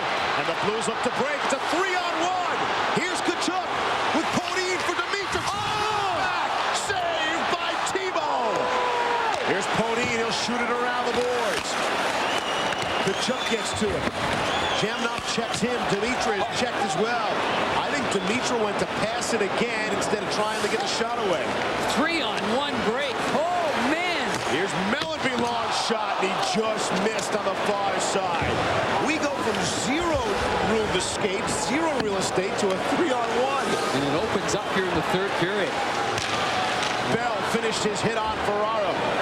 He picks himself up off the ice and shoots the puck over to McInnes. Under 9 to go here in the 3rd. Knocked down at center. Kicked by Ferraro. Touched with a high stick. Wonder about the status. Jocelyn Tebow. Oh, this is incredible. This is like that picture-perfect road you see in like road and track. Bring it on, road. Game on. Let's rip it up. Bring it. Bring it. Let's go. Oh, look at this. That's a 180 turn right there. You know how it handles. It's just like sticks to the road. Well, little Mario Andretti over here. Ooh! This thing's flying up the mountain. Meet the new Pontiac Vibe. Vibe 1, mountain nothing. Because we can! Yes, we can!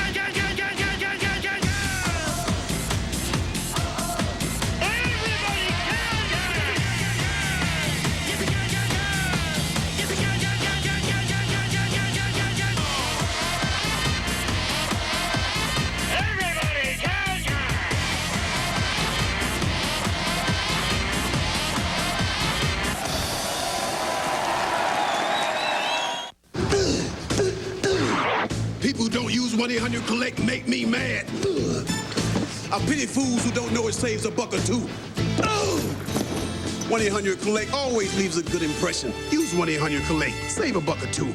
Those chicken sandwiches are about as radical as your mother's minivan. You need to try a new KFC Blazing Buffalo Twister. It's got 2 blazing crispy strips, buffalo sauce, ranch dressing, cheese, all in a warm tortilla. KFC's new Blazing Buffalo Twister. Buy one now and get a free medium Pepsi. Best scoring of the chance of the game didn't result in a goal. Oh, Chris Pronger here. Gives the hook right in the midsection. Zhamnov's unable to get the puck. Zhamnov stays on his feet. Give him credit for that. 3-on-1 break the other way immediately following that play by Pronger. Boy, Dimitra has a chance to shoot it. He's trying to make the play over towards Kachuk. Tebow's coming over for a 2-pad slide, thinking that Dimitra's going to shoot it. He's fortunate he's got his stick on the ice. He ends up intercepting a sure goal. But I guess the bottom line is the St. Louis Blues guilty of overpassing, trying to make the pretty play. Now, we call Tebow, is that cheating? Is he cheating to one side? Oh, no, he's thinking he's one time in one motion. So you shuffle across, you go face him, shuffle, 2-pad, and you're expecting a shot, and you don't get it. That's just part of our Coors Light storyline from St. Louis. There you see the Blues record. We're leading after 2 this season. Doug Weight, his 12th career playoff goal. Coors Light storyline replay is Doug Wade's goal. I'm not even certain that he actually touched the puck. I think of the knob of the stick of Tebow and Steve Thomas's momentum. I think forced that puck down. I don't think the Blues care who scored it. There have been some tenacious hits here in this hockey game. The game has been played along the boards, and if you've got the puck, you're not going to have it for long, so keep your head up and don't put yourself in a bad position facing the boards because you're going to get drilled. Hey, speaking of whether he touched the puck or not, good job by the NHL taking the hat trick away from Donald Audette the other night. Yeesh. That wasn't even close to him touching the puck. I'm hoping that he took it away. Give it to Saku Koivu. And, I mean, a playoff hat trick, I mean, that is sacred stuff. You want to really earn that, and he simply didn't touch that puck. You're darn right. Here's Tony Amonte now. Amonte out at center ice. No, can't beat. Tough to beat. A lot of white jerseys right there in the neutral zone. Eastwood back the other way. Takes a piece of somebody. It's tough just to get a line change in this series. They're taking the body on the way to the bench. Here's Tkachuk. Good play in across the line. Tkachuk is getting stronger as this game goes along. Centering feed. Here's Clem with speed. Stopped by Johnson. Juggles again. And he'll hang on. Tomorrow, defending series champion Ricky Carmichael will be going for his 9th win in 13 races at the EA Sports Supercross from Texas Stadium. Coverage begins at 3 Eastern, noon Pacific, right here on ABC. Well, Scott Young had the back pass, but it went between his legs. He lost his balance. And the Chicago Blackhawks countered. John Clem, the defenseman, jumps up into the play. They're trailing by 1. Johnson's feet, that's the interesting thing about his feet. And that might have been what happened in the Game 1 game-winning goal. He has a tendency to kind of turn his feet around after he made the save, but he made a save with the midsection on the John Clem shot there. Centering feed, shot from the side of the net. Johnson dives forward, still loose. And he'll come back to the point. Clem will shoot it in deeper. Korolev can't get to it, and the Blues clear at the center. Wade will leave it there for Demitra. Shoot it around. Thibault leaves it for Housley.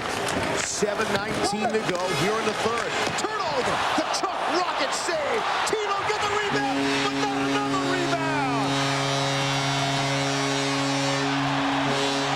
St. Louis leads 2-0.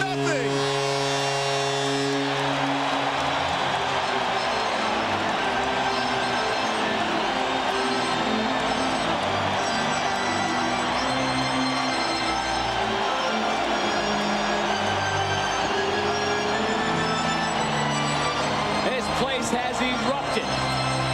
A 2-0 lead. The Blues have it with pressure on Jocelyn Thibault, who has no chance. Phil Housley trying to make the breakout pass, and it's intercepted. Hard shot there. The first one stopped. Second one stopped, and Mellanby has the rebound as Jocelyn Thibault gets no help from his defenseman in front of the net. The first one was a hard blast. Set him off a little bit. The second one by Mellanby, saved with the right pad. Third one in the open net as Mellanby hangs right in there to score the key goal. The Hawks come right back now. And now it's going to be all out for the Blackhawks. Defenseman jumping into the play. Knocked down out of midair by Corey Stillman. Backhander stopped by Thibault, and he'll shovel it to the corner. Young is tied up there by Tom Fitzgerald. Pops will get to it for the Blackhawks. And the derisive chance of Thibault here in St. Louis. Up high, Brent Johnson. Love it, swing it around. Blues come out at center. And across the line, here's Wade. Hit by Housley. Blues go his first to the playoffs. Over the line, the check, and that allows Arneson to come away with the puck. Assisted by number 7, Keith Wrapped around the boards. Mellanby from Tkachuk at 12:48. Scott Mellanby, one of the real experienced players in the Blues lineup when it comes to postseason play. 2 times in the Stanley Cup Finals. Trying to at least get the Blues back to Chicago even at a game apiece. Here's Bell at center. He's crunched by a pair of Blues, Myers and Ferraro. Nash on it there. Hit by Clem. Mayers hit by Housley. Wrapped around the boards. And out to center ice. And into the third row. 5.5 to go here in the third. You get the sense St. Louis is going to need that extra goal. Scott Mellanby makes it a 2-0 game.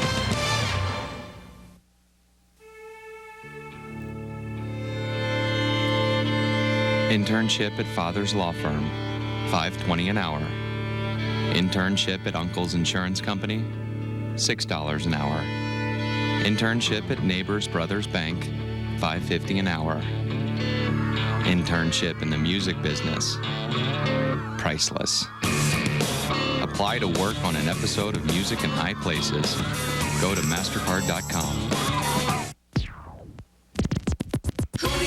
Well, you're never gonna get who needs sleep? Tell me what's that for? Who needs sleep? Happy with what you get. This guy's been awake since the Second World War. Who needs sleep? Well, you're never gonna get it. Who needs sleep? Tell me what's that for? Who needs sleep? Happy with what you get. This guy's been awake since the Second World War. Who needs sleep? Well, you're never gonna get it. Who needs sleep? Tell me what's that for? Who needs sleep? Happy with what you get. This guy's been awake since the Second World War.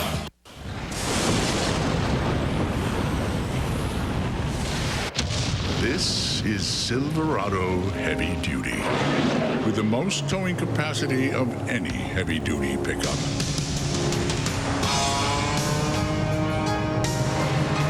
Silverado Heavy Duty. More truck. From Chevy. Steve Levy, Darren Pang, Joe Micheletti, and our great ABC crew coming in from a sold-out and now rocking Savas Center in St. Louis. The Blues are 5.5 minutes away from evening this series up as we shift to the United Center in Chicago for games 3 and 4 on Sunday and Tuesday nights. Here's Alexander Karpatsev off for Tony Amonte now and across the line. Hit by Van Ryn. So Amonte able to keep going as he tried to center. Karpatsev will shoot it down deep. Here's Amonte. Pronger was trying to be a pick or a screen, but Pronger rubbed him out. There went that idea. Pronger will kick it free. Odeline in deep. Pronger gets to it, wraps it around the boards, and Eastwood just touches it out to center. Well, Karpatsev didn't want to leave the blue line, but he ended up doing so. I think at this particular point, the D is going to have to stay as patient as possible to hang inside the blue line to keep the puck in. Far side, Podine again, just wanted a clear race for the puck. Eastwood ahead of the play. Here comes Thibault, and he's able to get it away from him. Thibault won the race and got it away from Eastwood. Pass just behind the defender. And Eastwood will take a look, survey the situation, and McInnes will shoot it. He was dumped by Fitzgerald as he skated by. Everybody finishing their hits in this one. Well, this game has been. That's just the way it's been. It's been along the boards. You're going to walk out of this building, and you're going to have some bumps and bruises along the way. McInnes back on it. A lot of ice packs, I would think, on the plane. Here's Young's shot. Was deflected. Kachuk on it there. Young was all alone. Couldn't get it back to him. High off the board. Kachuk, good second effort. Keith Kachuk had an excellent third period here this afternoon. Here's Dimitra on it. Off for Kachuk. He's checked immediately. Young and Housley go to the corner. Nylander wraps up his man, and I do mean wraps him up. And it's put into the player bench. We send it back to our ABC studios to John Saunders and John Davidson. Watch out, the rest of the National Hockey League. Peter Forsberg is back. He sets this one up. Drury sees Forsberg. Forsberg feeds Drury. Slap shot off the pass. 5-3 Colorado. What a connection, those two guys. Forsberg with a goal and a couple of assists as well. Kind of an unplayoff-like score there with still 7 minutes left in the third period. Used to 1-0, 2-1, which we'll probably see next Saturday on ABC Sports. More first-round action, games 5 and 6 of series. Action begins at 1 Eastern. Check your local listings for the game in your area. 3:25 left in this one. It's a 2-0 St. Louis lead.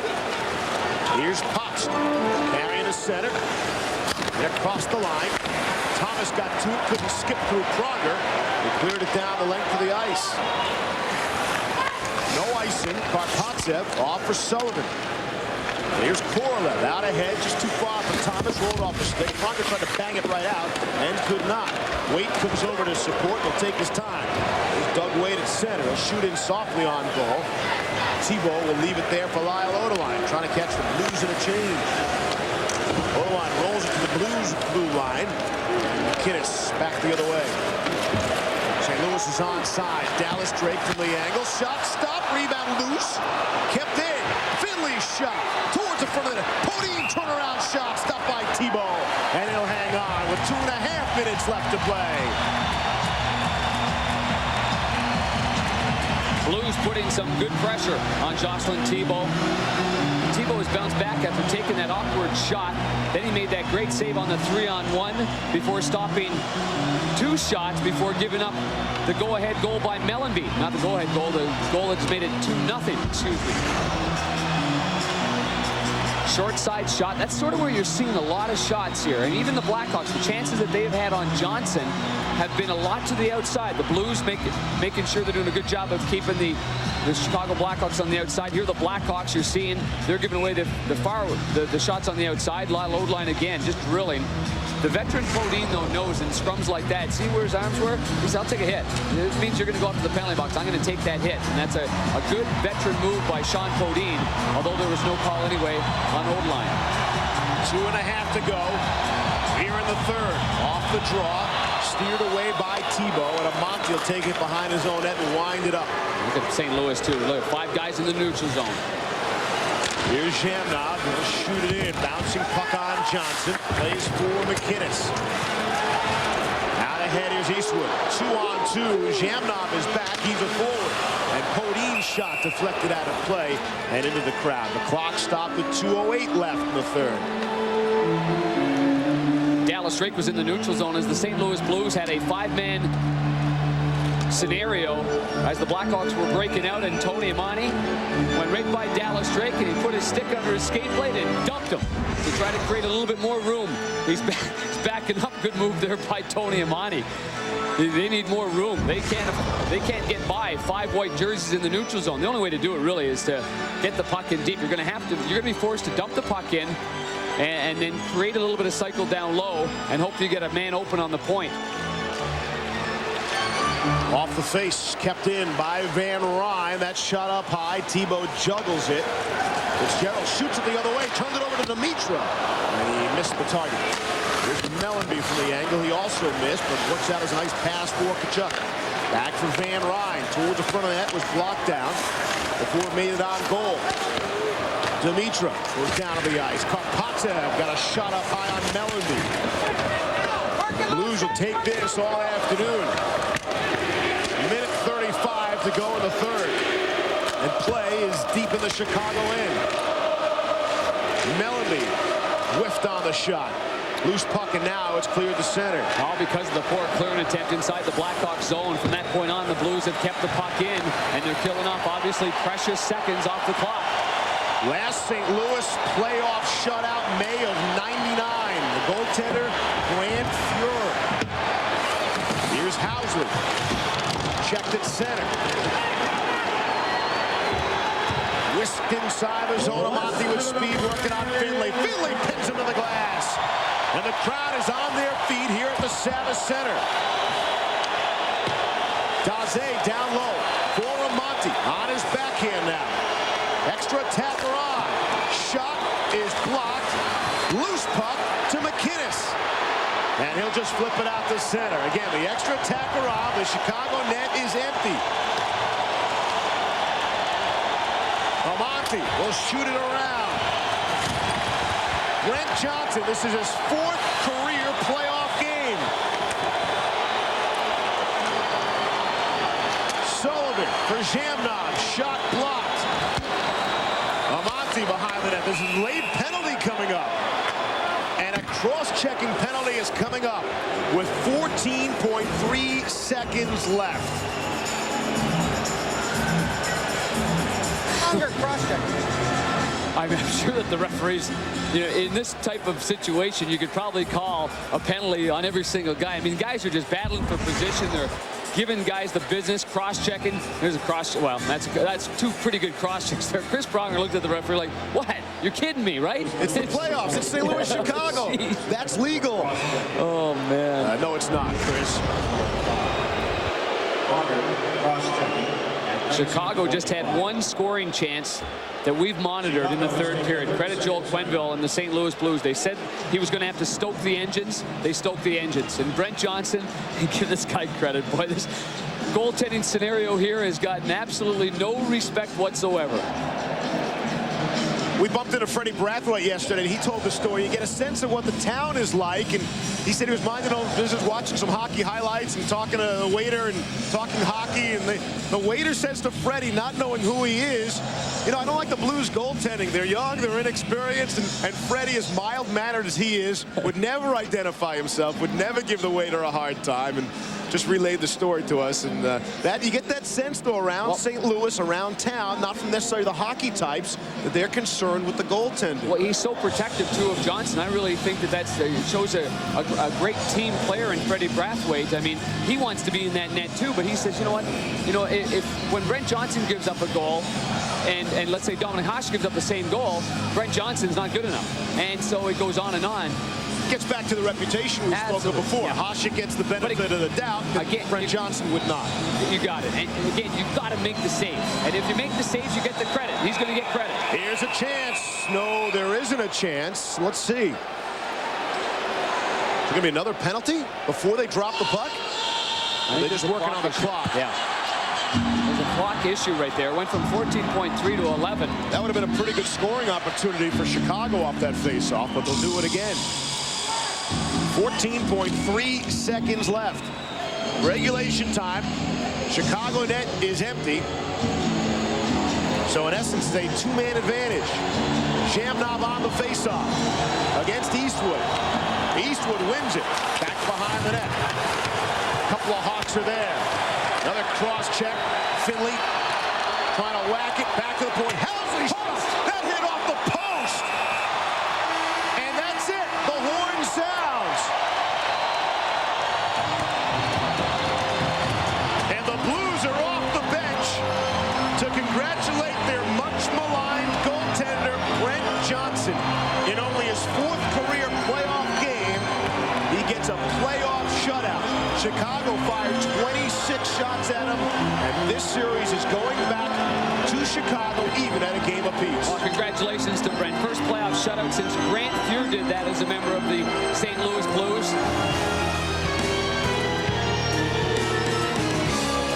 Some of the emotions. The real estate was tough to come by.